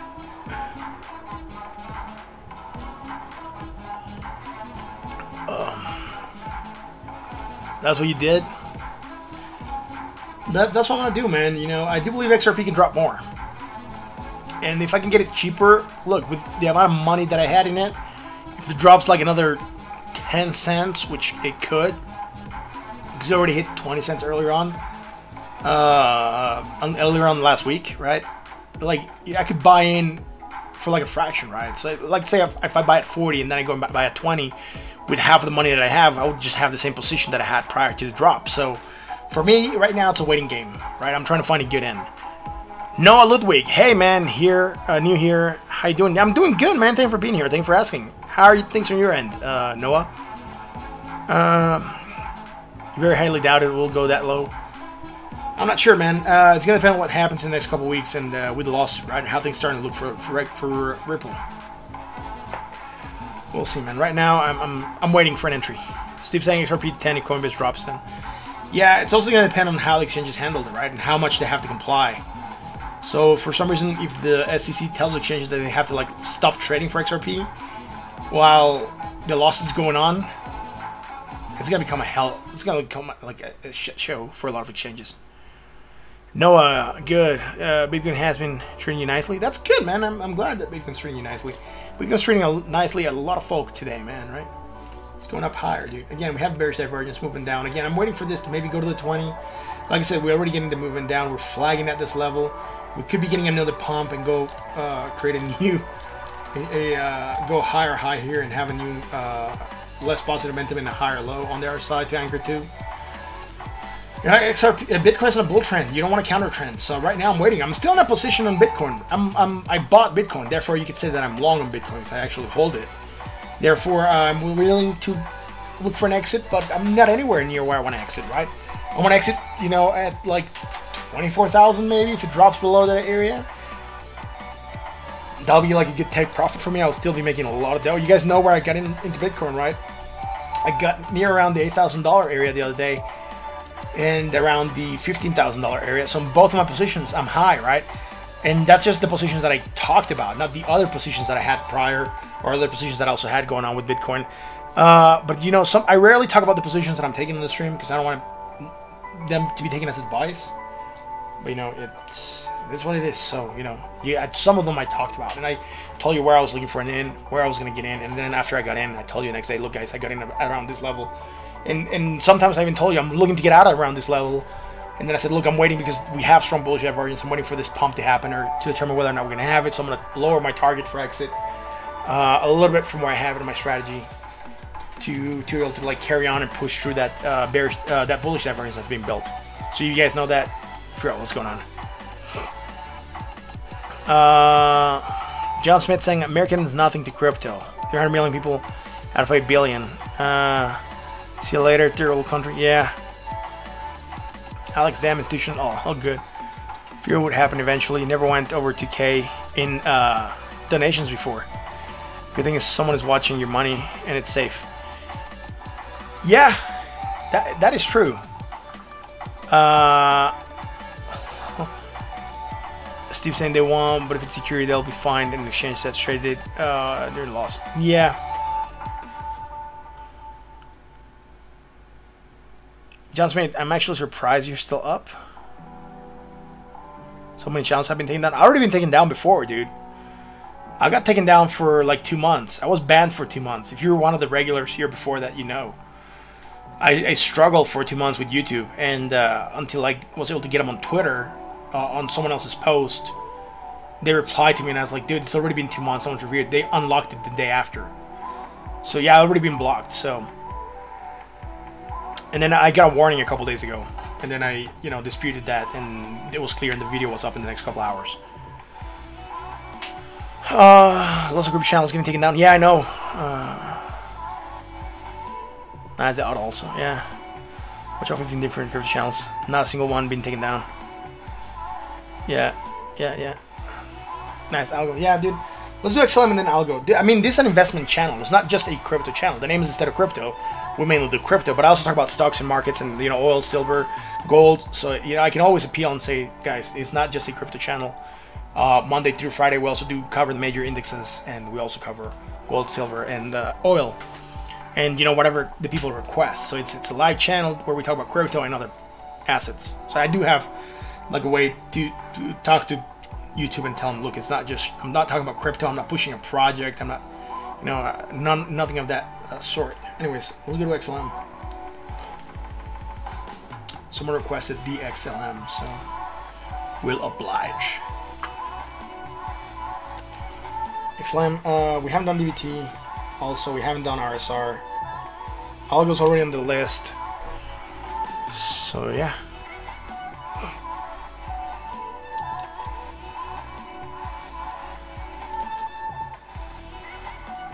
Alright. Is this the only XLM? Is this the latest XLM we're looking at? Yeah, it looks like it. Now, this bearish divergence, we moved down since rejected the 618, rejected, and moved down to that 786, and then we're taking a pump, rejecting the 20, right? Let's see what we have here, because we have bearish divergence. That's what moved us down. Let's see if we have something bullish here. 640, 602. Alright, so slightly less.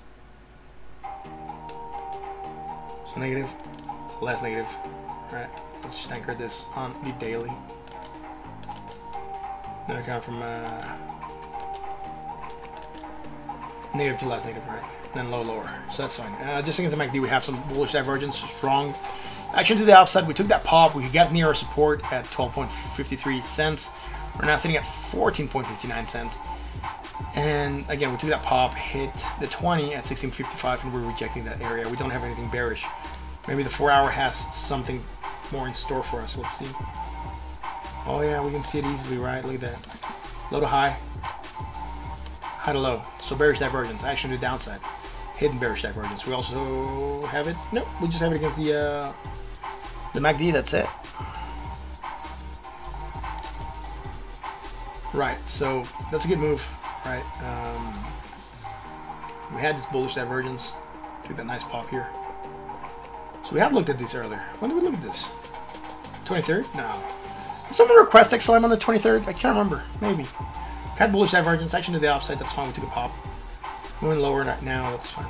Low to high, negative, less negative, low to high on the other side, neutral, 43.14. So we're moving down on the hidden divergence, right? Let's go to the 1-hour chart. Oh, I forgot to anchor this in the 4, man. You go back to the 4-hour chart. Right on. So, right, so we had looked at this on the 23rd. Yeah, 23rd. So we had bullish divergence, action to the opposite. We created some hidden bearish against the RSI only. Moved down on that. That was fine. And then we started taking the small pop, rejecting the 20 briefly, and then breaking above it. That's fine here. Right, so since, let's see. We managed to go high.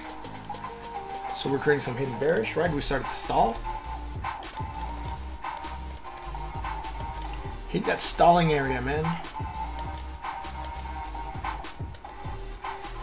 We're also having against the RSI.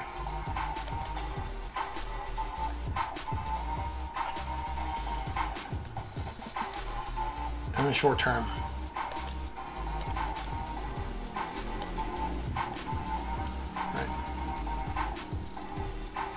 creating strong bearish divergence. Move down, hit the 20, try to take it down. See if we go higher than the previous high. It looks like we might have. I'm assuming here more. Yeah, very slightly higher, man. So high, slightly higher. Then coming in from high. Positive was positive. Then high on the RSI to a lower point. Strong bearish divergence, but now also against the RSI, right? And on that, we are really moving down. The only thing I like is that every time we're going lower, we're going much lower, right? Every time. So, but we're creating strong bullish divergence, right? Look at this. Negative, less negative. Right? And against the RSI, it might just be on this last part. 39.68, 39.60, slightly less here. So from here to here, we might have it. From here to here, we have that strong bullish divergence. Correction to the opposite. We did move up, but rejected the 20. It's not looking too hot, bro. Again, it's not quite following XRP, but it's more or less moving alongside XRP, right? So it's not looking like too strong right now. Unfortunately, because I kind of like the project a little bit. About to get across of the MACD over the signal line. Let's see where we're at with regards to 200. We're below. We're being at 16.12, so back to 20. So I would say overall we would be bearish on XLM right now. So the bullish divergence might not play out as strong. We're gonna get at least a go at the 20 at 14.71. That would be a target. We're neutral at 44.22 on the RSI side. There's nothing bearish right now immediately. Let me just confirm though. Let's see. 2536.168. Yeah. So that'll be it for XLM, dude. Right? Not a lot. Just some bullish divergence, but really fun to pump on that. So check out Algorand. I know we did Algo earlier and this week, so.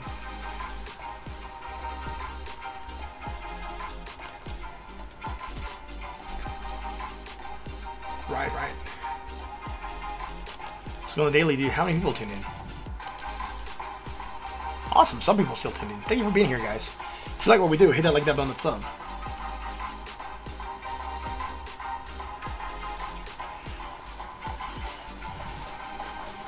So Algorand, right? We had the bullish divergence. We're taking that nice pop. We're hitting the 20 and rejecting, right? That was a primary target. So we're slightly rejecting there. Neutral at 49.33 on the RSI. So that's it. Not a lot happening here right now on the daily. So let's go to the 4 hour, man. Algorand the 4 hour, we had bearish divergence. That's the last thing we called hidden. We moved down. That was on the 25th. So we might have looked at this yesterday. I'm not sure. So yeah, probably got requested. So we're still moving down on that. We're finally doing a sort of U-turn here. A little high, negative, less negative, low on there, set to a higher point. Dynamic Motorsport experience. Yeah, I can't say I've really seen any crypto channel getting taken down. How long do you usually stream for?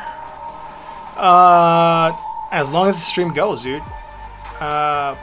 Some streams are like half an hour, some streams are about an hour, some streams are 2 hours, some streams are 3 hours. It just depends.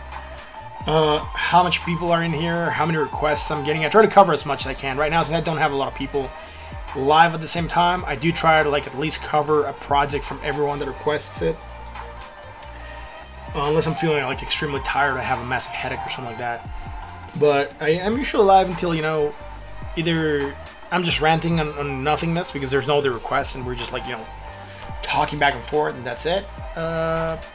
And I said, look, dude, you know, we can keep on talking tomorrow, you know. I have a wife, I have kids, so I gotta get to sleep at some point in time. So yeah, I don't have a fixed time to stream. It's just at 9, it's around 9. Sometimes I'm a little bit late. Today I was late, I had to go get a water carboy. It's so weird, dude, like the filtering unit that we use, there haven't been any filters at Costco, like for the last couple months, and there's no filters for it also at the supermarket. So, and everyone that's selling them online, they're selling them super expensive. So I think they might be on shortage, probably due to COVID. The production might have like gotten screwed up or something. So I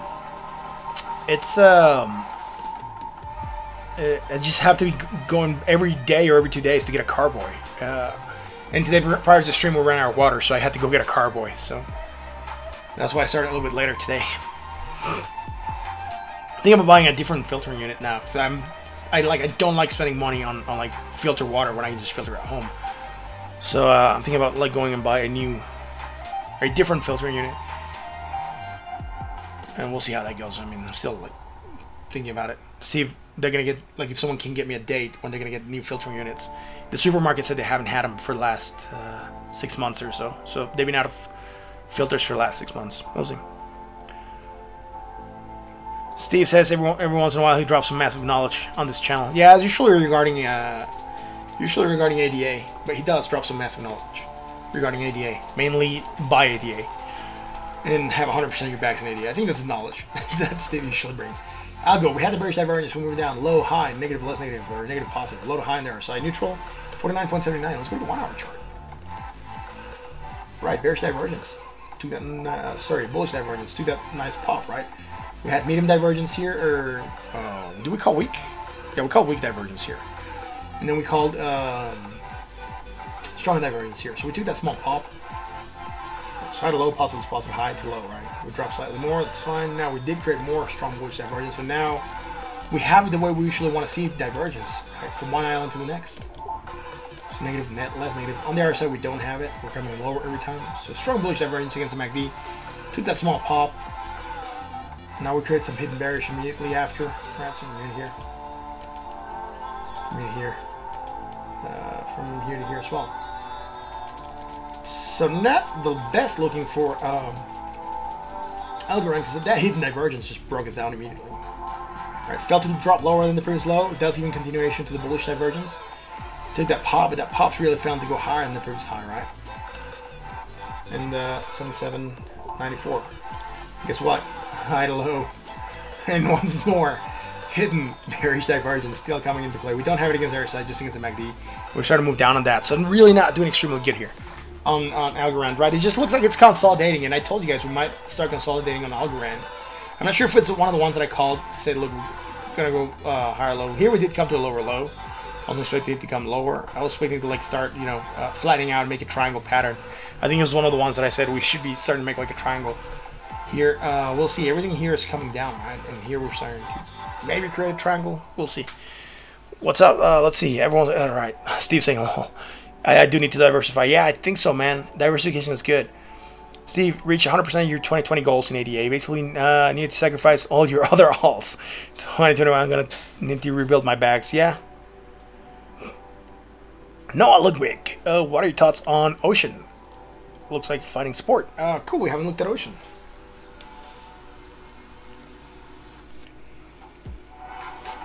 Right. Let me do that's Algo, by the way. Let me do a DVT and RSR, and then I'll get to Ocean, right?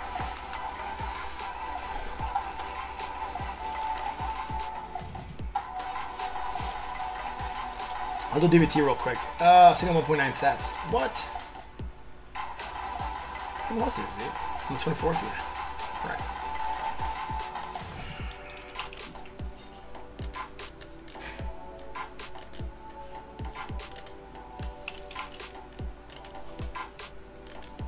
This one is usually really quick. It doesn't have a lot going on for it right now. I'd say it has a whole bunch of potential to the upside. But right now it's just one of those coins that's underperforming, and it could really do a lot better. So we have this moving high to low, right? Or price action, let's say, to the downside, right? Low, lower, low, negative. That's negative again. It's very flat moving right now because it's just like 1.9 sats. It's really not a lot. And here we're just going flat. So I'm not going to call anything against the first side, but we would have some strong bullish divergence against the MACD. Right. Again, for potential action to the upside. In the 4 hour, right on. So again, more or less the same thing, right? So high to low, so low, lower, low, then negative, less negative, right? And some bullish divergence being made here on this last bit.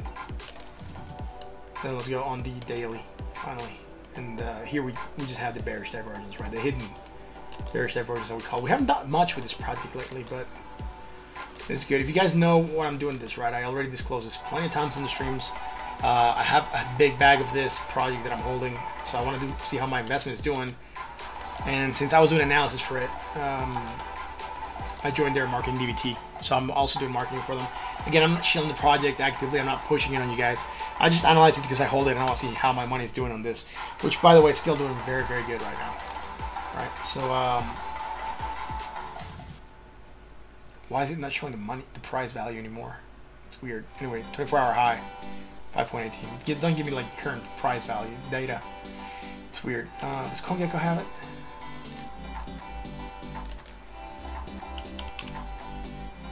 Anyway, someone requested Ron Bulk coin yesterday, so yeah, 496. So it's not, still not doing that bad, right? Still good. So let's go do RSR. And now this project is a headache for me because, you know, I got in really high. I'm taking a massive pounding here. You guys already know that. I got in up here. This green line. This was my exit, and I didn't follow my plan, and then, you know, I just rode it all the way down. And it's been a freaking hell of a ride.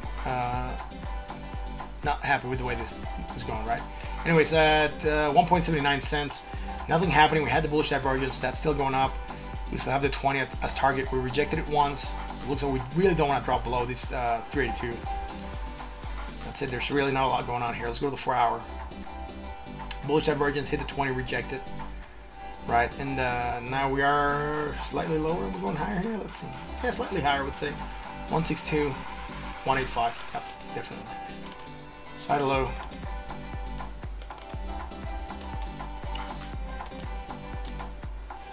Low to high. Low to high, right?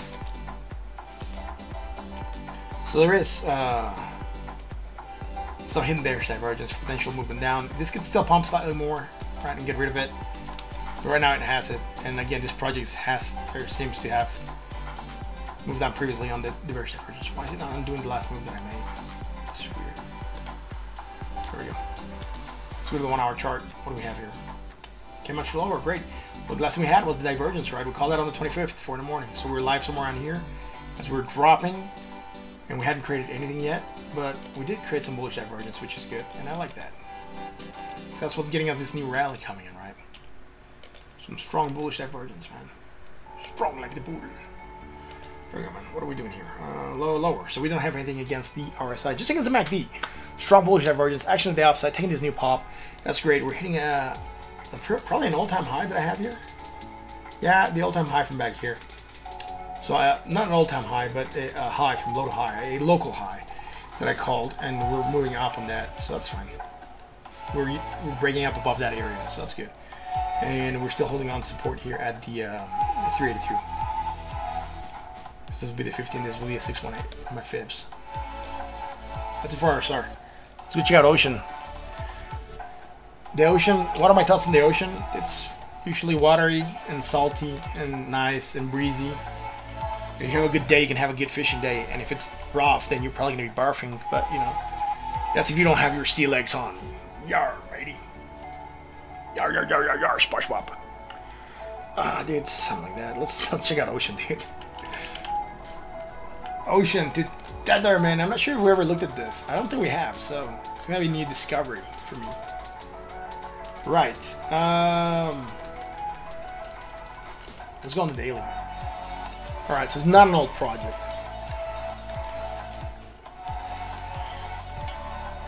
When did it start? August? Alright, that's fair. Right.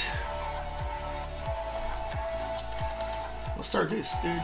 So low, lower.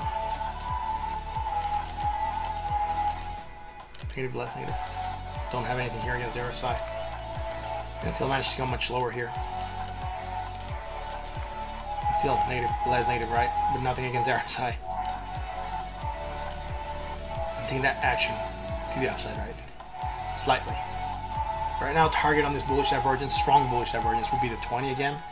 For our retest at 20 right now, being at 38.19 cents, sitting at 32.22 cents right now. I'm not gonna say we have a resistance over here yet. The 20 is the main resistance. I'm trying to figure out this project, man. Let's see if we can throw some fibs out here from the high to the lowest low. We're below that 236, right? We rejected it twice. So not looking super hot, right? As a project.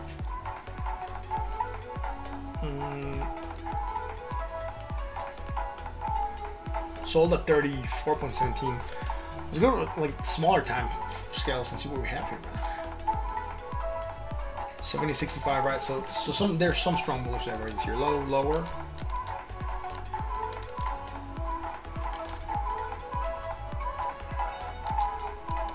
Wow, chat went quiet. And the chat goes quiet. insane, dude. It was like a lot of chat going on, and right now it's just like I can hear crickets in the chat. Oh damn, dude.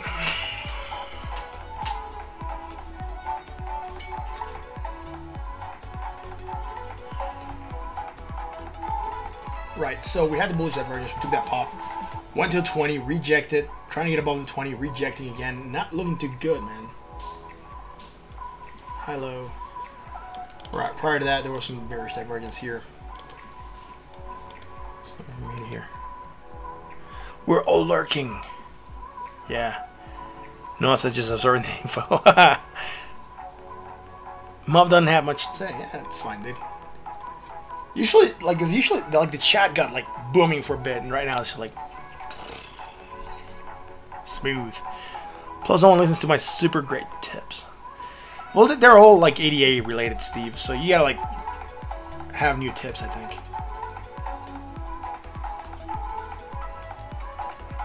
Right on. Let's see this, man.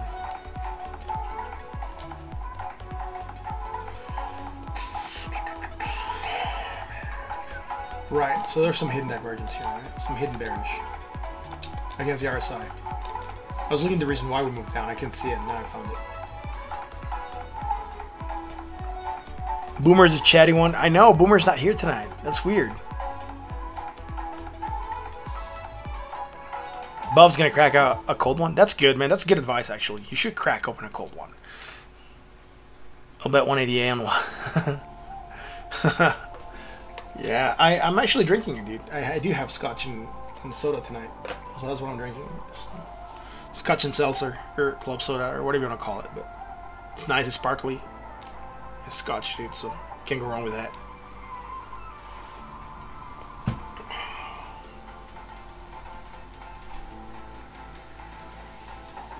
Yeah, too many cold ones, 4 tall cans on the last hour. That's good. I think I have some in the fridge. I might switch to beer after this. I'll see.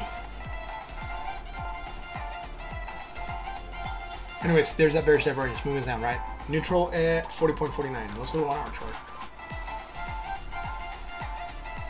Low, high, native, less native, low, there's a hard point. That's fine to hear. Right, so there was some bearish divergence here, right? That's why we moved down. So we'll look for that. Moving down.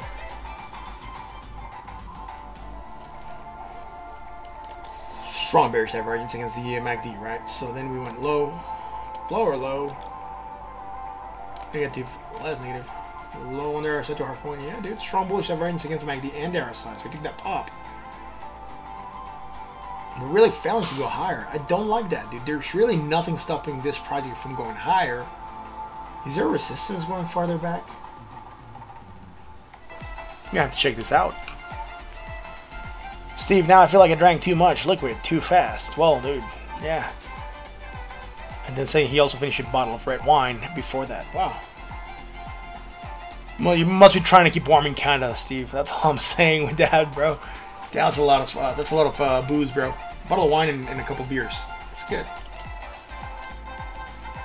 I'm trying to figure out why this is stalling, man. It shouldn't be. Right.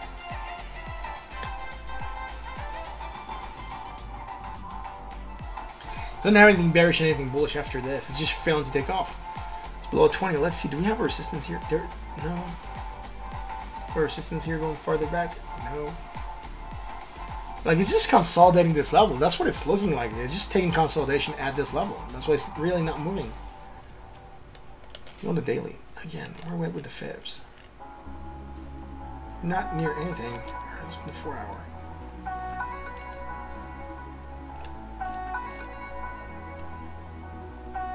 Right, so I'm gonna do new fibs here, just because I need to get some bearings here. For some reason we're rejecting something. High low, made a valid retrace at 236, but we're failing to get higher. Right, we rejected immediately. This is all from the 1 hour, by the way.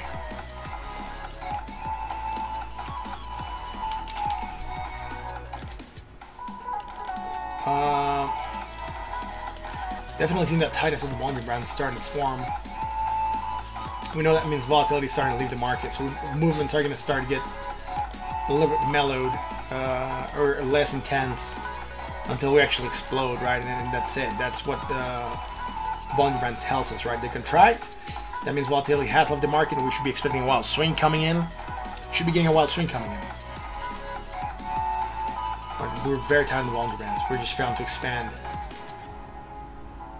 Not really seeing why this is failing, dude. I'm gonna shift this to 1 hour so you can have probably a better read. Let's find on the top and the bottom. We just beautifully rejected that 236 months. Not looking too good, man. Probably Ocean I wouldn't be getting into right now. I'll be waiting for something to happen. Even the MACD is just near the zero line and it's just undecided, right? You can see that it's just being like flattening out. You can see something as I zoomed in, but you can see that the movements are just kind of like dumbing out here. Also, the RSI, look, it's no longer wild swings. It's just kind of like mellowing in neutral zone. So we could be expecting a wild swing probably either way. We're seeing indecision, and that's part of the consolidation that we're getting here. Right, so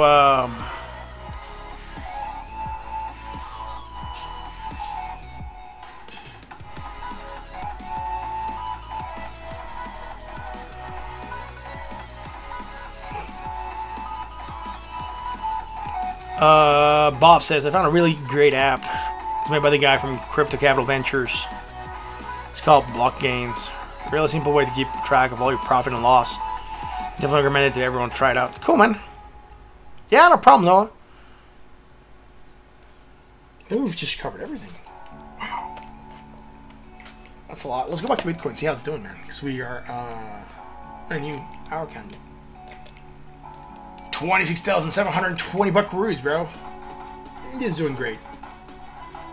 Yes. Yes, indeed.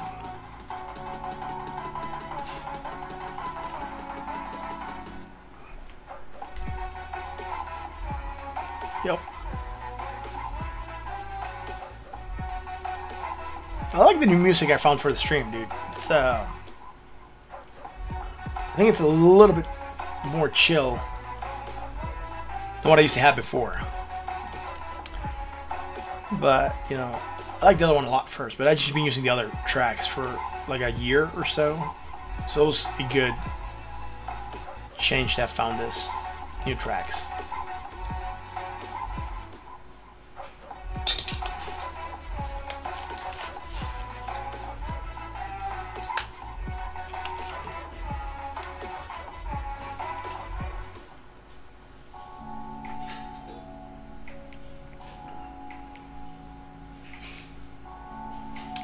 Again, dude, Bitcoin's doing extremely well. I'm pleased with Bitcoin making all-time highs. Not failing to impress, right? You got more we can cover? Yeah, sure, man. Just throw me a project or two. I'll check them out. No worries, man.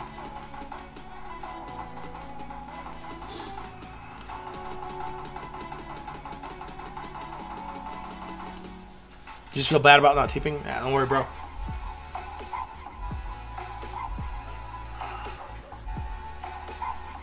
Steve said, okay, man, I'm headed out for the night. Have a great one. Yeah, for you, it's like 1 in the morning or something. That's crazy, bro. But Mo, I don't have credit cards or anything connected to YouTube or Google, and I refuse to. That's fine, bro. I don't take tips through YouTube or Google. It's usually PayPal and crypto. You can tip straight to crypto. Like, there's like a link in the description. It takes you to OneUp and then, you know, whatever you tip, it just goes straight into my Coinbase. It won't show up on the stream though, unfortunately. So I'll have to like manually place it. Or you can use the Cointree link, and it'll send you links to, you know, some addresses where I can also take tips. If that is the case that you're willing to tip, you know, links in the description. Just let me check it out, man. Because I'm not seeing the description right now, but I think I have it written out here somewhere. Where do I have all this out, man? Should be here. Right.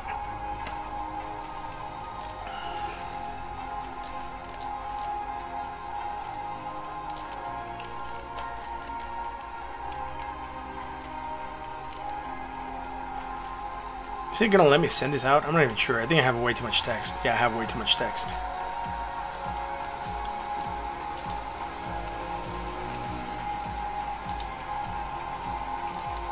And then if you don't want to go with that, you can always go through here.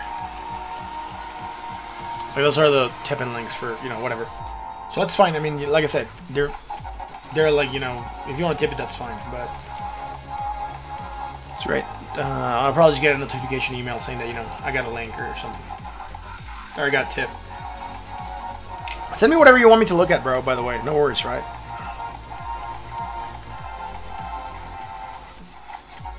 Credit card to Google? That's weird, man. Because I cannot take tips through Google. That's a weird thing. So I just do PayPal or crypto in general. So that's it. And the crypto is just from your wallet to my crypto wallet, I think. That's how they roll. So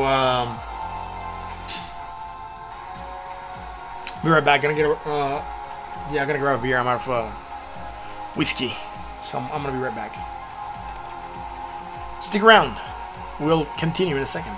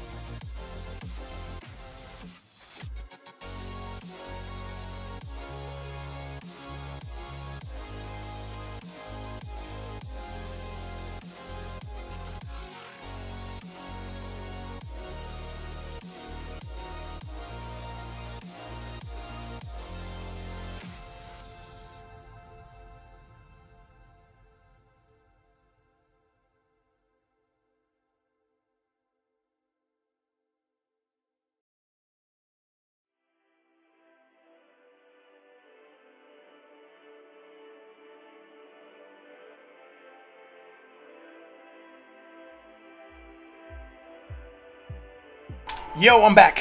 Thanks for being here. Yeah, I think, yeah, the one-up coin is not, yeah, it's fine, dude, that works. I think it just, like, asks you, like, to log your address or where you're sending the crypto from. Or I'll just give you, like, an address to, like, send the crypto to, I think. Right. So if you guys are ever wanting to do that, like, open up this inside the Circuit donation page. Like, select the coin, right? Bitcoin, Ethereum, Litecoin, whatever. There's some of these that I don't have addresses for, I think, but you know, I mean, if they're on Coinbase, you can do it. Now just go like Bitcoin and you like write your name or whatever, you know, and then you like write your message and you just hit donate and that's it. So it should be pretty straightforward, I think. So it's fine. I think it might take them out from your Coinbase account. I'm not even sure, but anyways, cheers, guys. New beer. Cracking open, finishing the whiskey first.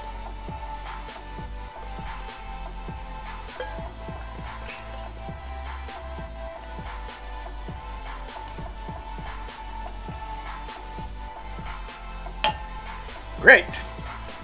We got a beer. We can keep going.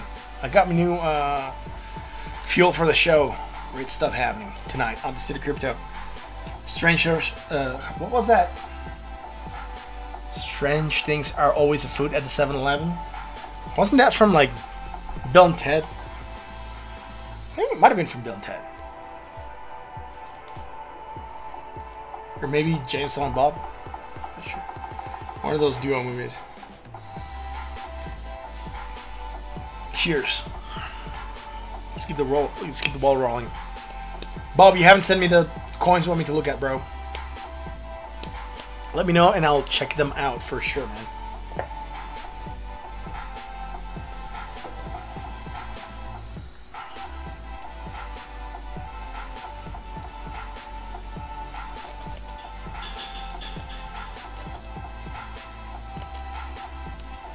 Link? Yeah, sure, dude. I haven't done Link. What's the link?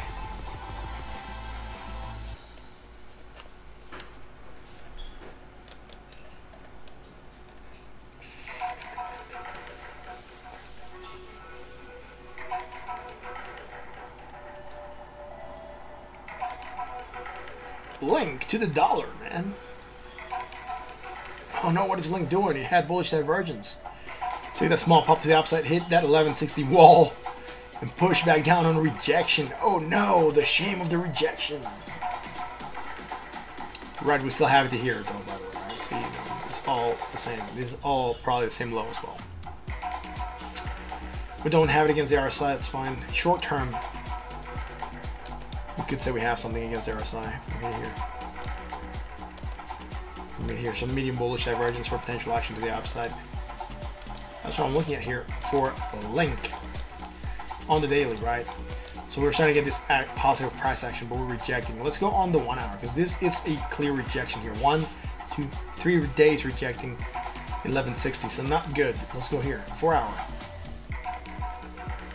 Why do I have another line immediately at 1156? That's weird. Did I have another resistance there? Maybe. Alright, so we had the divergence here. We took that pop, rejected the 20, moved lower. Now we hadn't created anything to here. That was fine, so we took that pop. When was the last time we looked at Link? Yesterday, maybe? A couple days ago? Don't have anything here. Weird. So low. Check this out. 48.61. 49. Right. So this is definitely coming in slightly higher.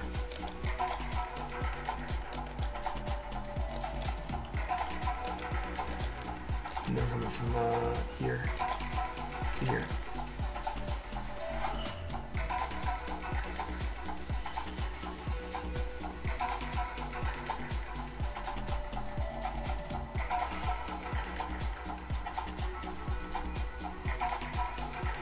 Right, so not a lot here. Yeah, not a lot here. So we had the hidden bearish. It's moving us down. Failed to go lower in the previous low, right? That's continuation of the positive action that we're getting. I'm looking at why, but we don't have anything on the 4 hour. Maybe the 1 hour I have a clue. We take that bounce and hitting the 20. It looks like we're rejecting right now. So again, not super strong right on that movement. Neutral at 42.38 on the RSI. Let's go to the 1 hour chart. Right, on the 1 hour chart, we had the bullish divergence for action to the upside. We took that pop, had that strong bearish divergence against the MACD, right? So why would we move down also in the 4 hour, right? And we're moving down from there. Last week, maybe? Yeah, I think we looked at it throughout the week, actually. So I had something charted to here, right? So this would have been December 23rd. So yeah, throughout the week. So we had the bearish divergence and we're moving down on that, right? We had it at resistance and we knew we were going to face it as a resistance still. And I told you we didn't have anything to move up, but we were starting to get squeezed here. I remember now, we looked at this somewhere around here, the 25th also probably.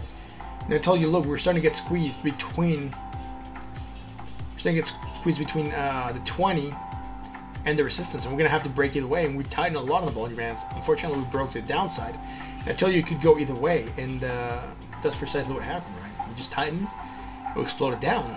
The 20, we kept the 20 as support, but we just couldn't break above that 1160 resistance. We just broke down from there. A little high negative, less negative low there, side to hard points, so there's nothing here. Let's see shorter term. Yeah. Then we finally here created some bearish divergence. Some bearish divergence, man. It'd be good for hell.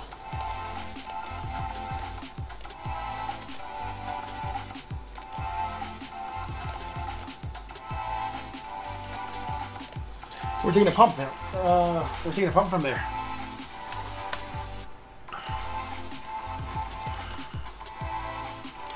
You're 1 minute behind. On your YouTube, you should see a little icon that says live, and if it's gray, hit it, and it'll jump you to now or to wherever we are live. If it's red, then you should be live, and then we just have a minute delay. But just make sure you hit live, and it should show up as something like this, right? Like here, it should say live, like this. Once you hit that, it'll take you right to where we're at live. So that's the way it rolls.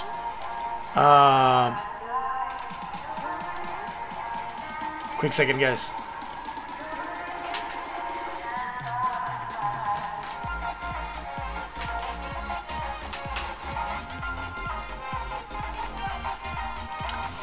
My buddy Seamus wanted to come out and play and have a drink.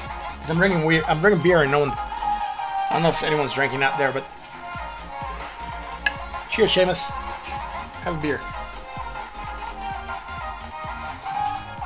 Just having fun tonight, so you know we've done mostly everything that we usually do, so it's just chill for now.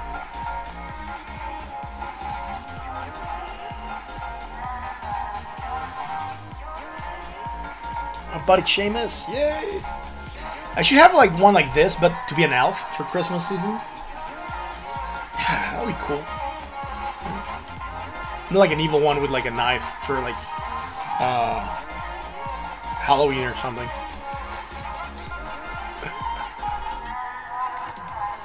Seamus be wasted. Look at him. He be Irish. He be a leprechaun. He's a tiny wee leprechaun. Drinking a beer.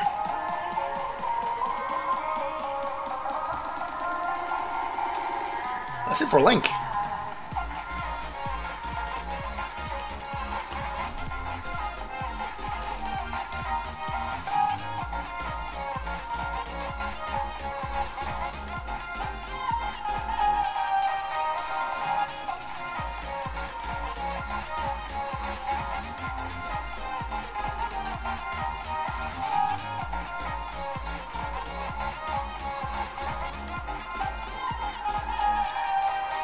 Thanks, Bob. I'll let you know. Thanks for the awesome tip, bro, by the way. I always appreciate any support to the channel. So thanks for letting me know.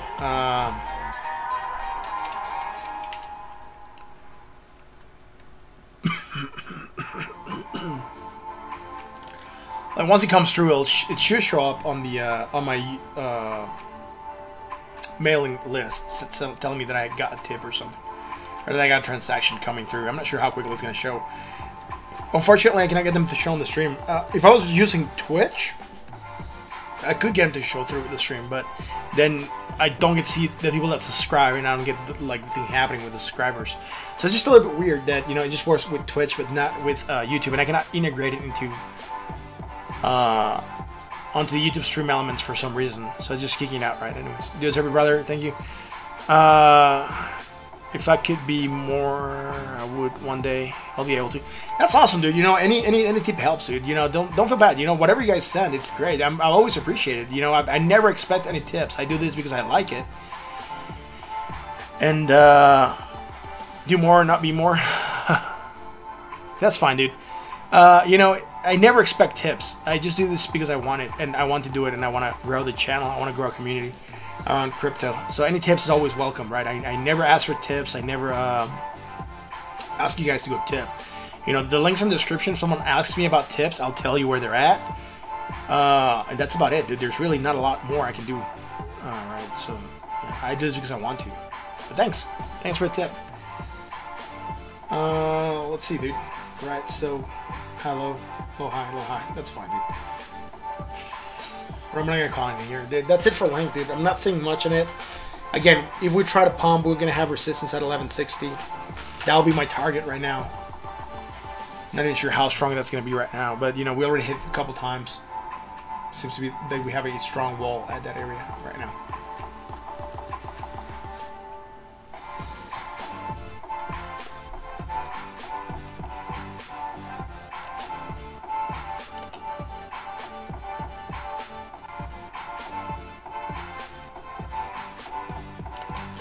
Let me, if you want me to look at another coin, bro. Yeah, I'll definitely check it out. So, I know you said you have a couple.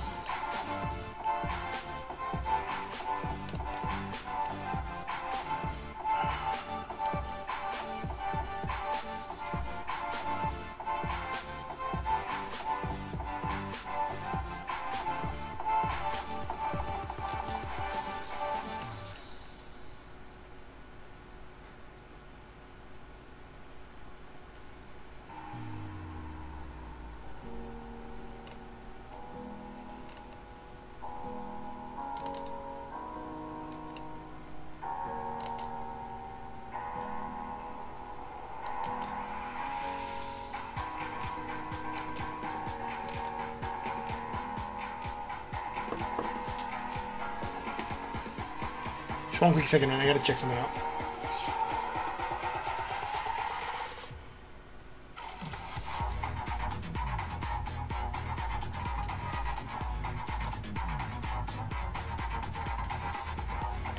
Yeah, tip came through, bro. I just got the message, by the way. But thanks, I appreciate it.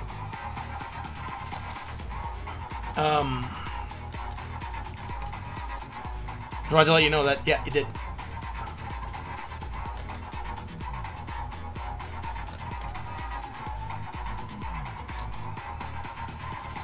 I'll just show that here.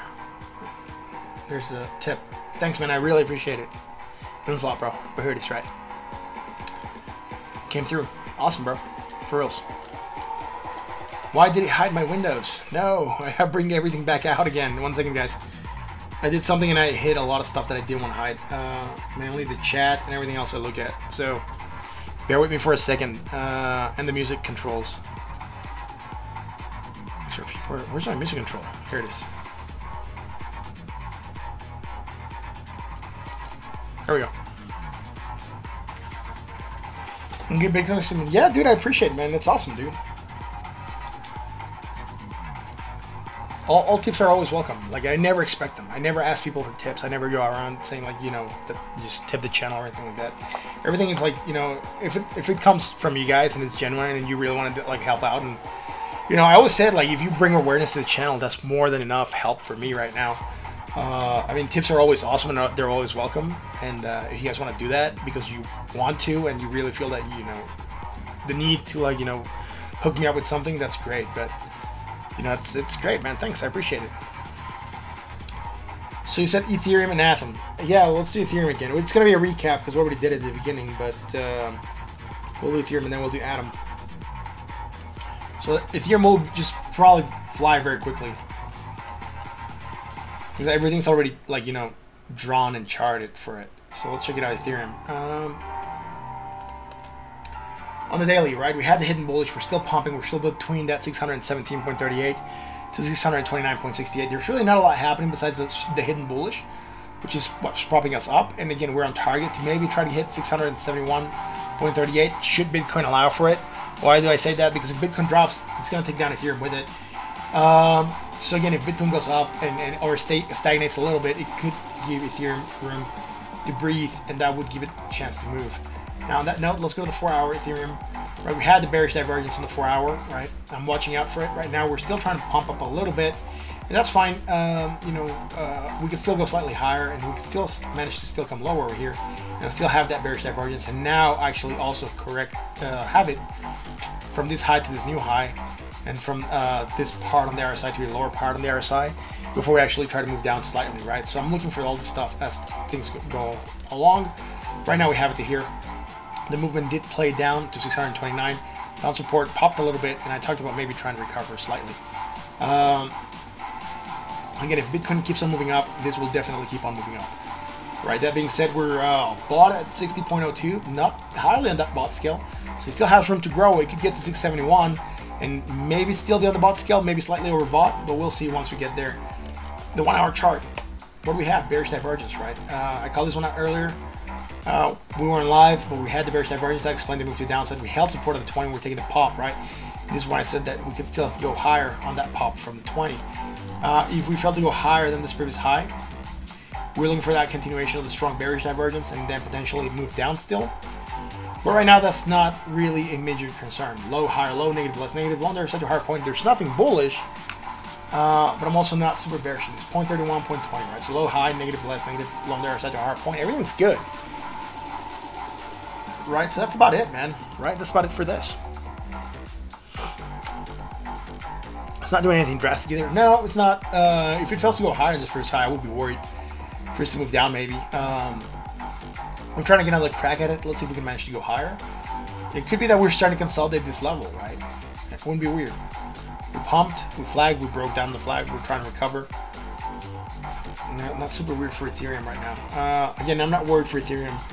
Like, I'm not worried for Bitcoin a lot. So, you know, I mean, Bitcoin has bearish divergence. We talked about it. We talked about what it could potentially do. So we'll see how Bitcoin keeps on playing out. Let's check out Atom. Before I go to Atom, though, XRP 2960. What? Still rejecting this area? What is this sorcery? Yes, we talked about it. Look, last candle still managed to push back down, hitting to a low and closing at 29.39. So really, XRP not looking too strong, right? For everyone that was talking about XRP earlier on today. Atom. Where's the Atom? Here it is. The mighty Atom.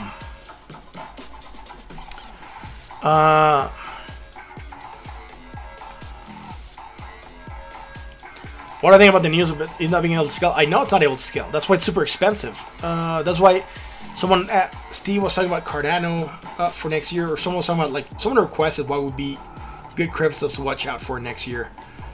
I didn't say which cryptos to watch out for next year because I do believe there's still a lot of uncertainty in a lot of projects. But I did said that Cardano could be a good alternative to Ethereum because Ethereum cannot scale. Right, it has scalability issues. Even with proof of stake, it would still have scalability issues that would make it super expensive. I mean, some of them will be resolved, but not all of them. The only problem is that, you know, a lot of companies are working with Ethereum, right? Like Microsoft. You know, we have big companies being part of the Ethereum Enterprise Alliance, and that's when it becomes a problem. Once it becomes adopted as the de facto smart contract coin, it's going to be hard for people to move to a new one, right? So they're going to try to do everything to make Ethereum work better and be smoother, even though it has a lot of problems. I do believe Cardano provides a better alternative to Ethereum and solves some of the scalability issues, but it's not really 100% there. And Steve would be super happy that I'm saying this right now, but it is the truth. Let's check out Adam. Adam on the daily.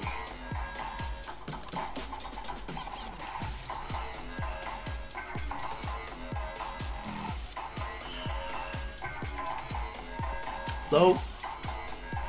I think I addressed everything right. So low, lower, negative, less negative, right?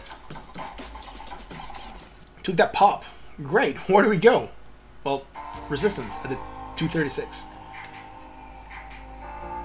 We're at 4.98. We're sitting at 4.82 right now. Next day, we actually managed to go up, hit the 20, rejected, had a spinning top, and then we've been moving down since, right? Like, not really super strong here. Neutral 44.76. Let's go to the 4 hour because there's really nothing else developing here. We had bearish divergence in the 4 hour. We called that one out yesterday. What? Yes. Where? Here. Live. Yesterday. We're already developing it. We called the bearish divergence for action to downside. I even forgot to anchor this in the 1 hour. How do I know this? Because this is here. It says 2 in the morning. So maybe it wasn't that 10 p.m. candle. Right? So we're looking for action to downside. We're moving down here. Right? Finding support at the 20. We're at low, high, negative, less negative, low, there at the hard point. There's really nothing bullish. Just this hidden bearish that's kind of stalling us, right? When we post up, we're kind of consolidating at 482 area. Right, there might be some support resistance around here. Look at this. We found resistance here again. Here it will support, right? Here it will support. Here it will support.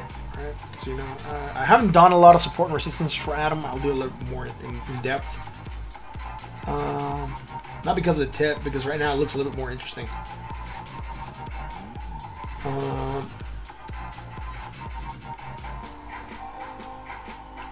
Might be something around this area, right? We resisted twice.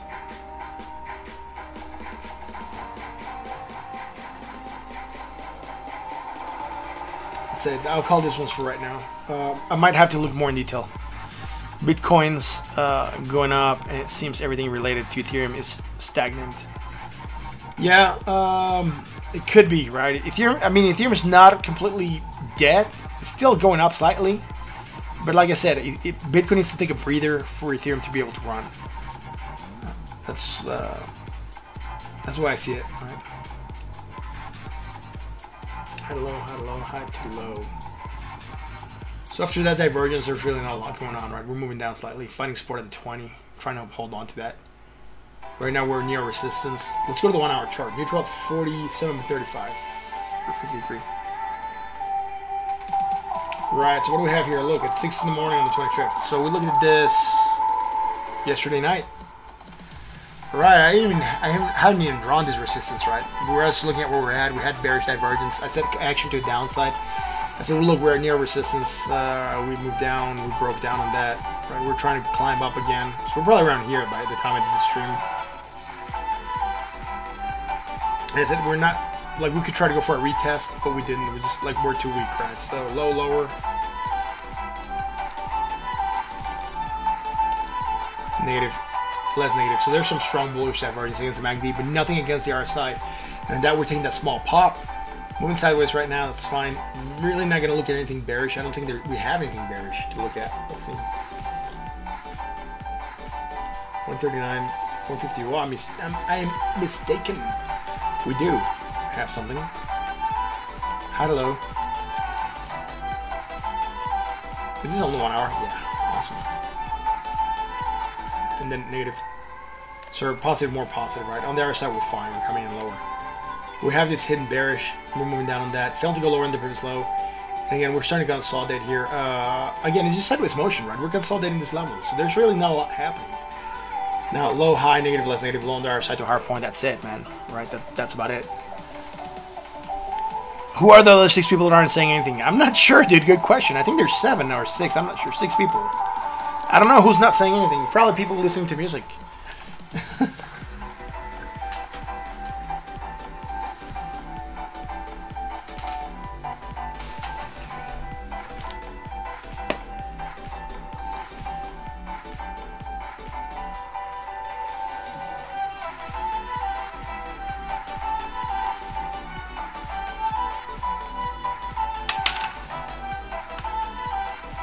Yo, but that's it, man. You know, you have any other requests? Let me know, because that's it for Adam.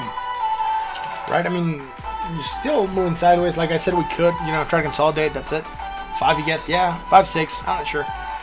Yeah, you should be 6. Yeah. So the other 5, I'm not sure, dude. You know, people lurking, learning, watching, see what I said, maybe. Maybe waiting for a joke or something. Maybe I should become a comedian, stand up. I'm not sure, man. Right, so we have this divergence, right? Moving down on that, we already knew. And then, like I said, we're probably going to start, like, flagging here, moving sideways. That's just what we're getting, right? I said, I think this was one of the ones that I called for, like, you know, for us to start making a triangle. We're not. But, look, something that I'm looking at right now that I zoomed out, right? If this is to be a pull, right? And I might be able to show it here a little bit better on the... And sometimes I forget to look for patterns when I'm doing the live stream. I usually, when I'm calm and not rushing to get through many things as I can in the time that I'm going to be here, I go a little bit more slow on the projects, and then, you know, I'm able to chart it a little bit better. But look at this, right? It looks like a falling wedge. All right? Falling wedges tend to break to the upside. They're usually bullish. So we could be looking at this as a potential falling wedge, right? Could be a bullish pattern that we're making for action to the upside. Again, if this is to break to the upside, we would be looking at $5.04 as a target. Where am I from? I am from Mexico City, dude. Well, I'm not from Mexico City. I live in Mexico City, but I am from Mexico. Litecoin. Sure, let's do Litecoin, man.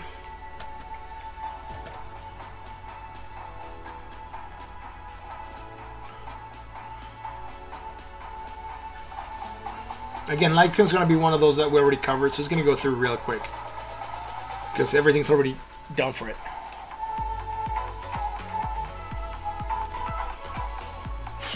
Litecoin, let's do this, man. Right, what do we have for Litecoin? We're calling for bearish divergence, right? Action to downside. Why are we calling for bearish divergence? Because we still have this. Yeah, thanks, man. Appreciate it. It's okay. I'm actually from Sonora. It's the northern part of Mexico, so I lived in the States for a while, and then I came here for work. And then I went to Switzerland, and then I came back here again. You want to live in Cozumel? That's awesome, bro. I don't think I've ever been to Cozumel. I think I've been to Cancun and Playa del Carmen, but that's about it. I don't go out for vacations very much, dude. I usually just stay at home the most that I can. Whenever I can take vacations, either I go see my family in Arizona, or I just chill here. That's how it rolls. Anyways, bearish divergence, right? Action to the downside potentially. We still have it sitting overbought at 7.24.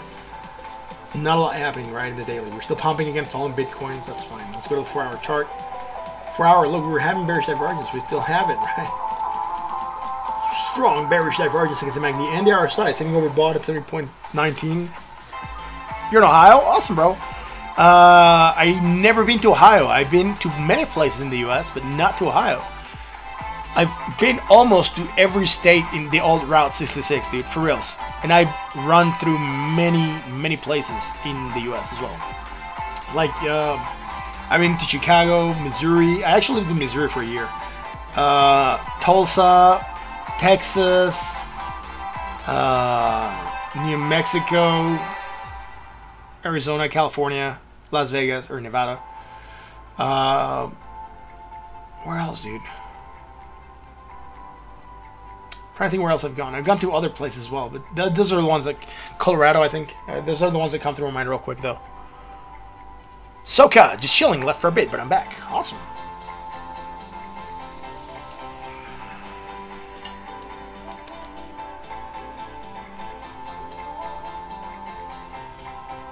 Yeah, did it show up in the stream? I'm not sure. I have to like go add it up by hand, post stream or something.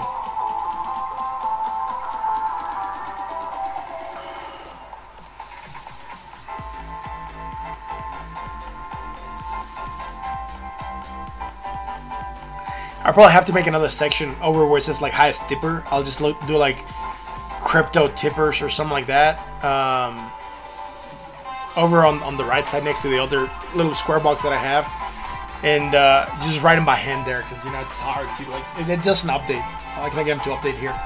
Anyways, low to high, high to low, right. Bearish divergence, actually the downside. So expecting, waiting for that to play out here, and then here we have it also, right. Look, we had it in the 1 hour. Waiting for that action to downside. We were live. We moved down slightly. Then the next hour, we had an decision, and this 1 hour, right, 11 p.m. looks like we want to move up slightly. So we're live for 2 hours and 12 minutes. Wow, that's awesome. Someone asked me earlier how long I'm live for. I'm live for as long as it's needed. Right? That's the answer. That is the answer to the question of what is the meaning of life and everything, right? 42. So we have strong bearish divergence and hidden or medium. Right, this depends because we're like flicking here, like up and down, but you know we're still developing bearish divergence. That's it. Still saying I've never been to Ohio. That's awesome, bro. Thumbs up, fire, punch in the face. Or fist. Right. Awesome.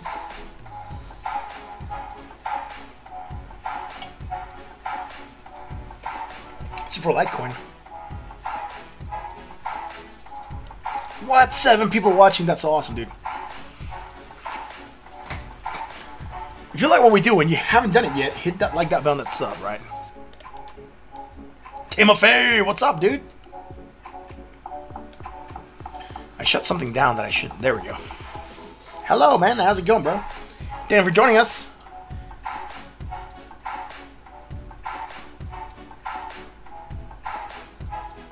Theophis Virgin, where are you from, bro? Let's see, what's your favorite coin right now? Oh, yeah, like my favorite coin? Oh, dude. I have a lot of favorite coins. If I had to like say a favorite right now would be Bitcoin for sure. It's performing extremely well.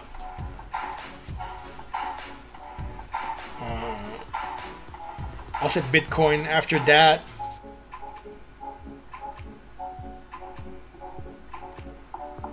I'll say Sologenic. I'm doing good with Solo, by the way, so that's why I'm saying Sologenic. It hasn't moved much lately, but my Solo has gone up a lot, so I like. They gave me like $10 free on CoinField to buy something. I wasn't able to buy Jack, but when I was able to buy something, I bought Solo, and it was worth $30 at some point in time. And right now, it's still in the 20 somethings. I haven't looked at it lately. That was one of my favorite coins. On the account that it was performing extremely well.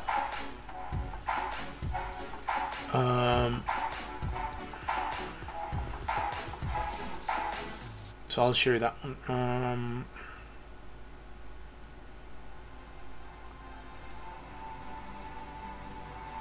Your favorite lottery ticket coin? I'm not sure which one that is, dude. There's so many coins out there. And then DVT, right? DVT is also one of my favorite coins to hold. So, see, it's still worth 27.23. So I got into like $10 and still like paying me off extremely well. So that would be one of my favorite coins. It's held its value for the last couple months, so it's great. What else, man? I'm trying to figure out. DVT would for sure be there, man. And DVT took a nice pump a couple days ago, so like if you would have bought here at DVT at 1, it went up to 2, you would have doubled your money in a couple days. Like it, not even up here, man. Look, it was like it stayed very little at that value, right? So from here to here, like 3 days, man, you would have had 100% returning your money. So it's like this small cap projects. Besides, they have like this. DVT has a solid team, and it's community driven, and it's community centric, so it's very good. But it has a lot of potential. I think it has a lot of potential, right?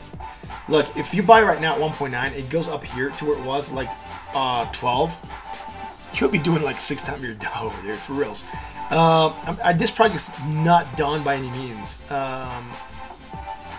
They're talking about wrapping the project. So it's going to become like a tradable on decentralized exchanges, which could give it a little bit more exposure. It could rise the price a lot more. So I do believe the project has a lot of potential. And I do believe it's a cheap buy right now. So I'm thinking about adding more to this project. I already have a sizable chunk, so yeah, that would be one of my projects. You really like SNX? I'm not sure. I never looked at SNX, dude. Let's check it out. Like if it's been requested, we probably looked at it, but yeah, we do. Let's go check it out. Oh, never mind. Go to single. That's what I wanted to do. I removed it and put it back up. So I'm not sure if I just lost all the data. No, we did look at this next, dude. Someone, I think you might have requested it.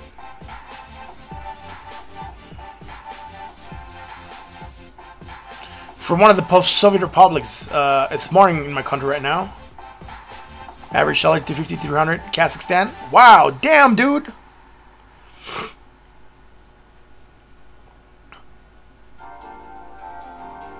Is that a yearly salary? Like that has to be like a monthly salary, right?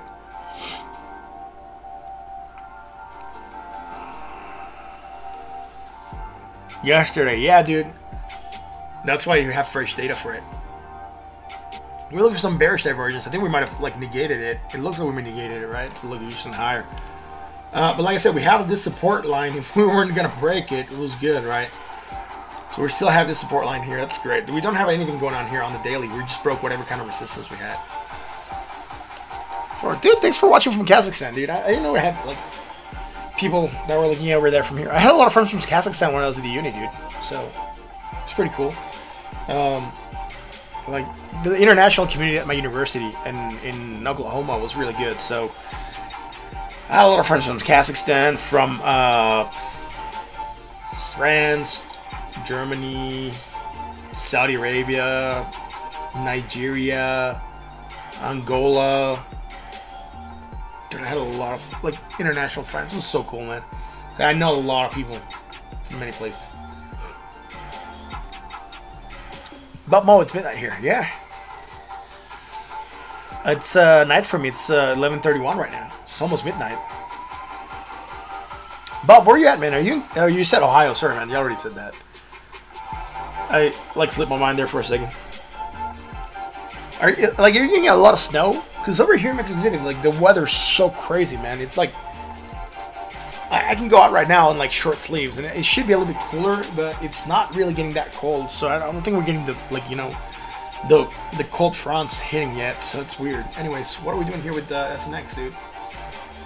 There's bearish divergence starting to build right now in the 4 hour, which we didn't have yesterday.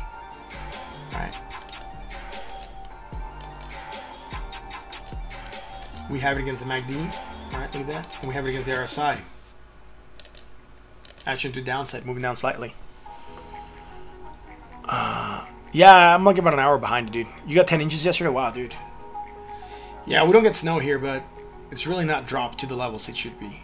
So it's warmer than usual. And that's fine, because the kids can go outside and play without, like, jackets and sweaters.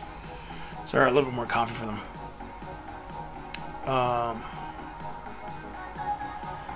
Ohio's for lovers? What do you mean, Soka?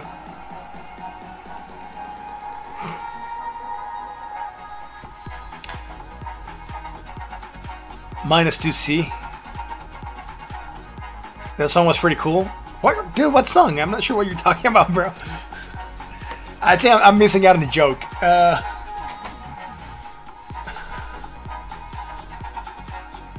Anyways, higher, right? Coming lower. Neutral, bought at 60.49, right? Again, coming down, finding support. Need that nice pump, so that's great. Let's go to the 1 hour, dude. I want this line to show on the 1 hour as well. I want to see where it hit, so I'm curious.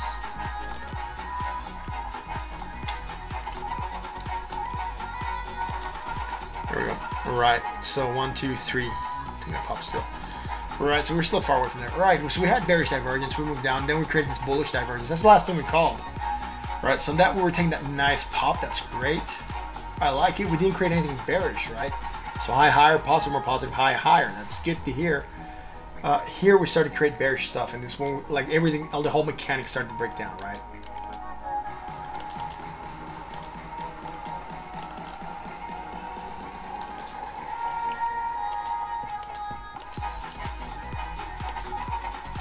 What do I mean by that? Look, high, higher. Then here we come high, low, right? 89, 84. High, low, right? So we go there. One. Then we move higher once more, right? And then we still break down more. And now we also break down against the RSI. Right? So we have that strong bearish divergence against the MACD and the RSI. Actually, the downside, breaking down below the 20. Lower high. Negative, more negative. What? 53.60. Wow.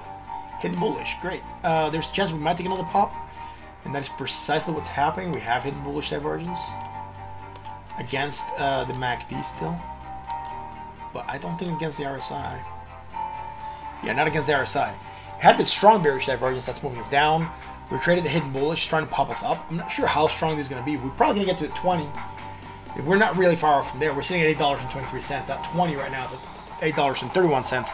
And we could really try to move down from there, right? Theta? Sure, bro.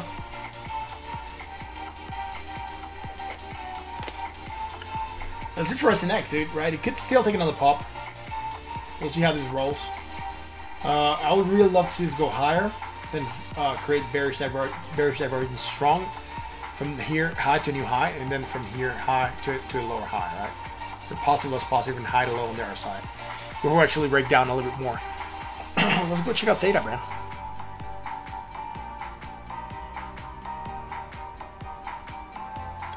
Something by Hawthorne Heights. All right.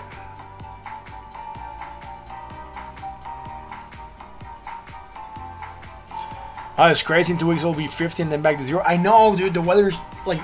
The weather everywhere is crazy, bro. Let's go check out Theta.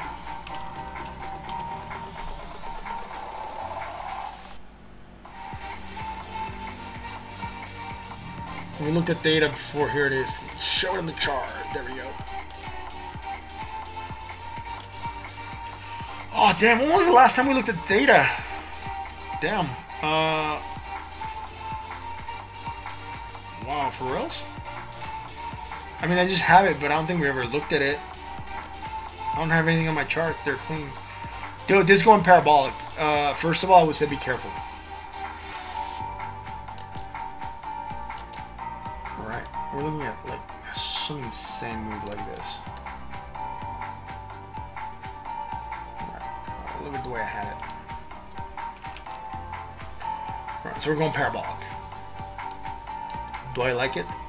Not really, dude. When things go parabolic, it's usually not good. Here we go.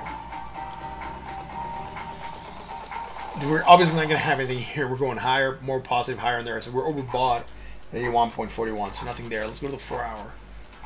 Right, we're coming higher, more positive, higher on the other side. We don't have, even here, we don't have anything, right? Still overbought. Maybe the 1 hour has some bearish divergence. But Mo, I really like. Okay, your dad believes in the future. He bought you 100 Theta and fuel at 45 cents. That's pretty cool, Bob. Is your dad heavily into crypto, or like, are you and your dad into crypto? Because that'll be really tight.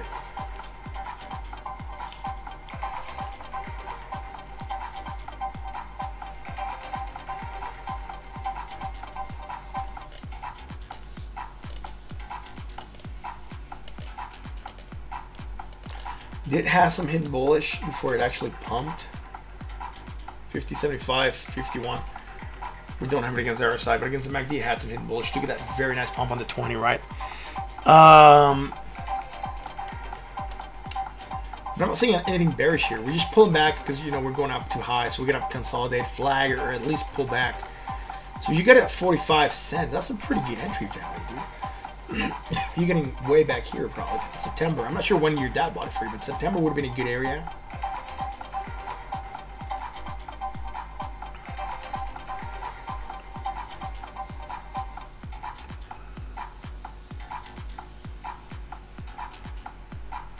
You were struggling against crypto for 10 years?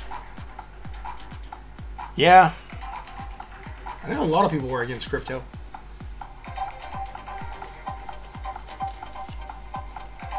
So what's going on here? Let's see.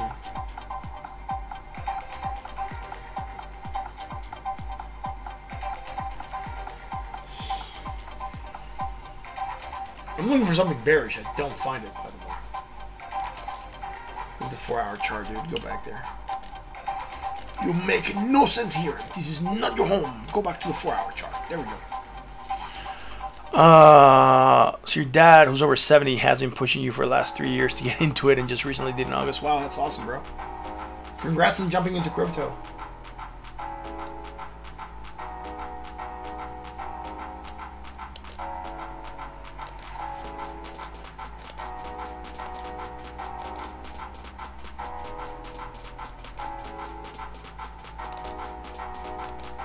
Those bearish divergence strong. We move down on that. Then we create some strong bullish here. Just very, very short time frame, right? Just a couple hours, man. Not really a large time scale that we're looking at. Right, against the MACD. Then we took that nice rally. Now we're creating bearish divergence here again, it looks like. Yeah. So higher.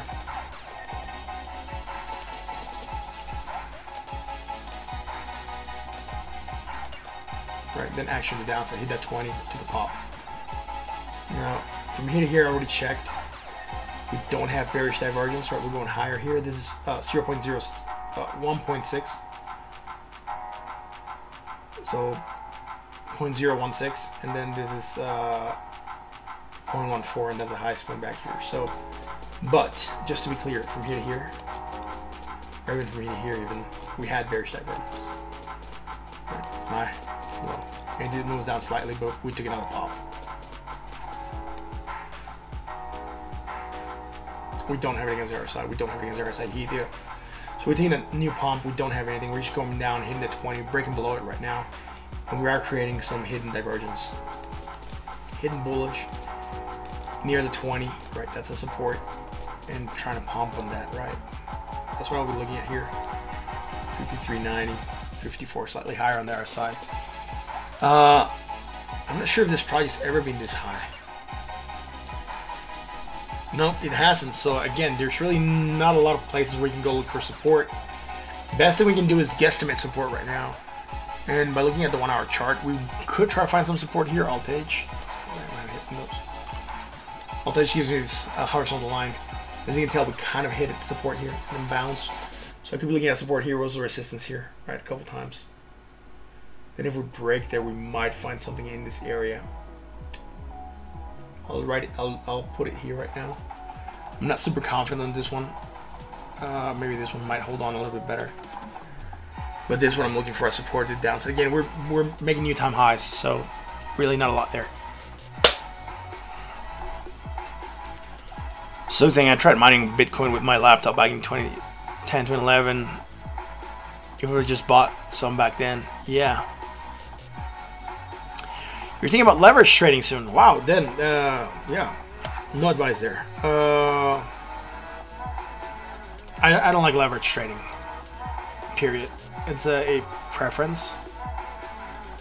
Look, with crypto, when you buy an asset and you're holding it for long term, you at least, you can always exit before it goes down to zero and preserve some wealth. When you're trading margins or using leverage, depending on how much leverage you're using, if it goes down, you get liquidated. That means you lost 100% of your value. So you put it like, if you're going to put $100 into the asset to go long, just buy the asset, right? If you're going to use leverage, so you can turn a buck around quicker. That's fine. But just consider that if you put $100 and it drops, and you get liquidated, you lost $100. That could be fine. I don't like leverage. The only reason I would go into leverage is if I believe the market's going to go down and I want to short it. Other than that, just to long it, I really don't care for it. I would much rather buy the asset. Because a lot of the leverage contracts, or a lot of the contracts, are not settled in crypto, right? They're just a cash representation of the project. So a lot of the times, like when you go long on Bitcoin, you're really not buying on Bitcoin. You're just like betting on the price of Bitcoin, on dollar value, but you really don't hold Bitcoin.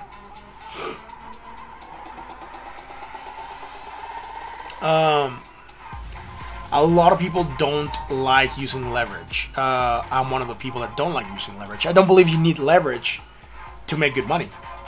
I believe that you can have good money without using leverage, right? That's just my way to do this, like to view this, right?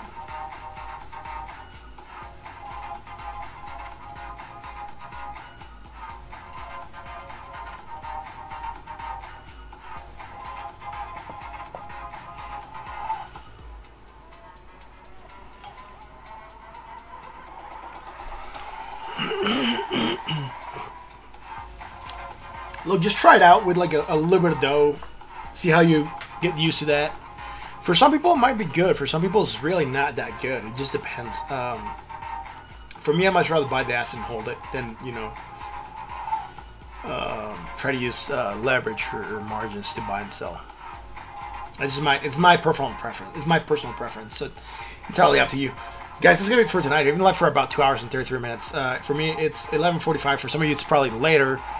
And then for some of you, it's probably very early. But I think I'm going to be calling it a stream for tonight. 70% lose with leverage. Yeah. Yeah, no worries, Bob. I'll catch you tomorrow, man. Hope you can join us tomorrow. I'll be here again tomorrow, same time. Guys, thank you for being here again. This is Ted Crypto. I'm your host, Martin. It's a pleasure being here with you tonight on this awesome Saturday night. If you like what we do, hit that like, that bell, that sub. Let's see what Bitcoin has in store for us. Yeah, you too, bro. Have a great night. Let's see what Bitcoin has in store for us for tomorrow. Again, I'm hoping for a slow day, but every time I say that, like for some reason, it just wants to go higher. But, you know, we'll see what Bitcoin does. It is starting to lose out here on that positive pumps that it's getting, right? So we're still creating bearish divergence, just real quick, right? High, higher, high, low, right? So there could be some bearish divergence that starts to build here and might pressure the price to move down. We're going to start creating negative momentum. We'll see where we go from there. New Year, we might still pump through New Year, I think. But, you know, we'll see how things go. Anyways, guys, that's going to be it for tonight. Thank you for watching. If you like what we do, you know what to do. Talk about crypto to your friends, to your family, and to your coworkers. Let them know that we are here. Again, I'm really appreciate everything you guys do for me by being here. And those are some tips that you provide to the channel. On that note, I hope you found the content to be educational and entertaining. And like I said, I'll catch you tomorrow for another edition of State of Crypto. Until then.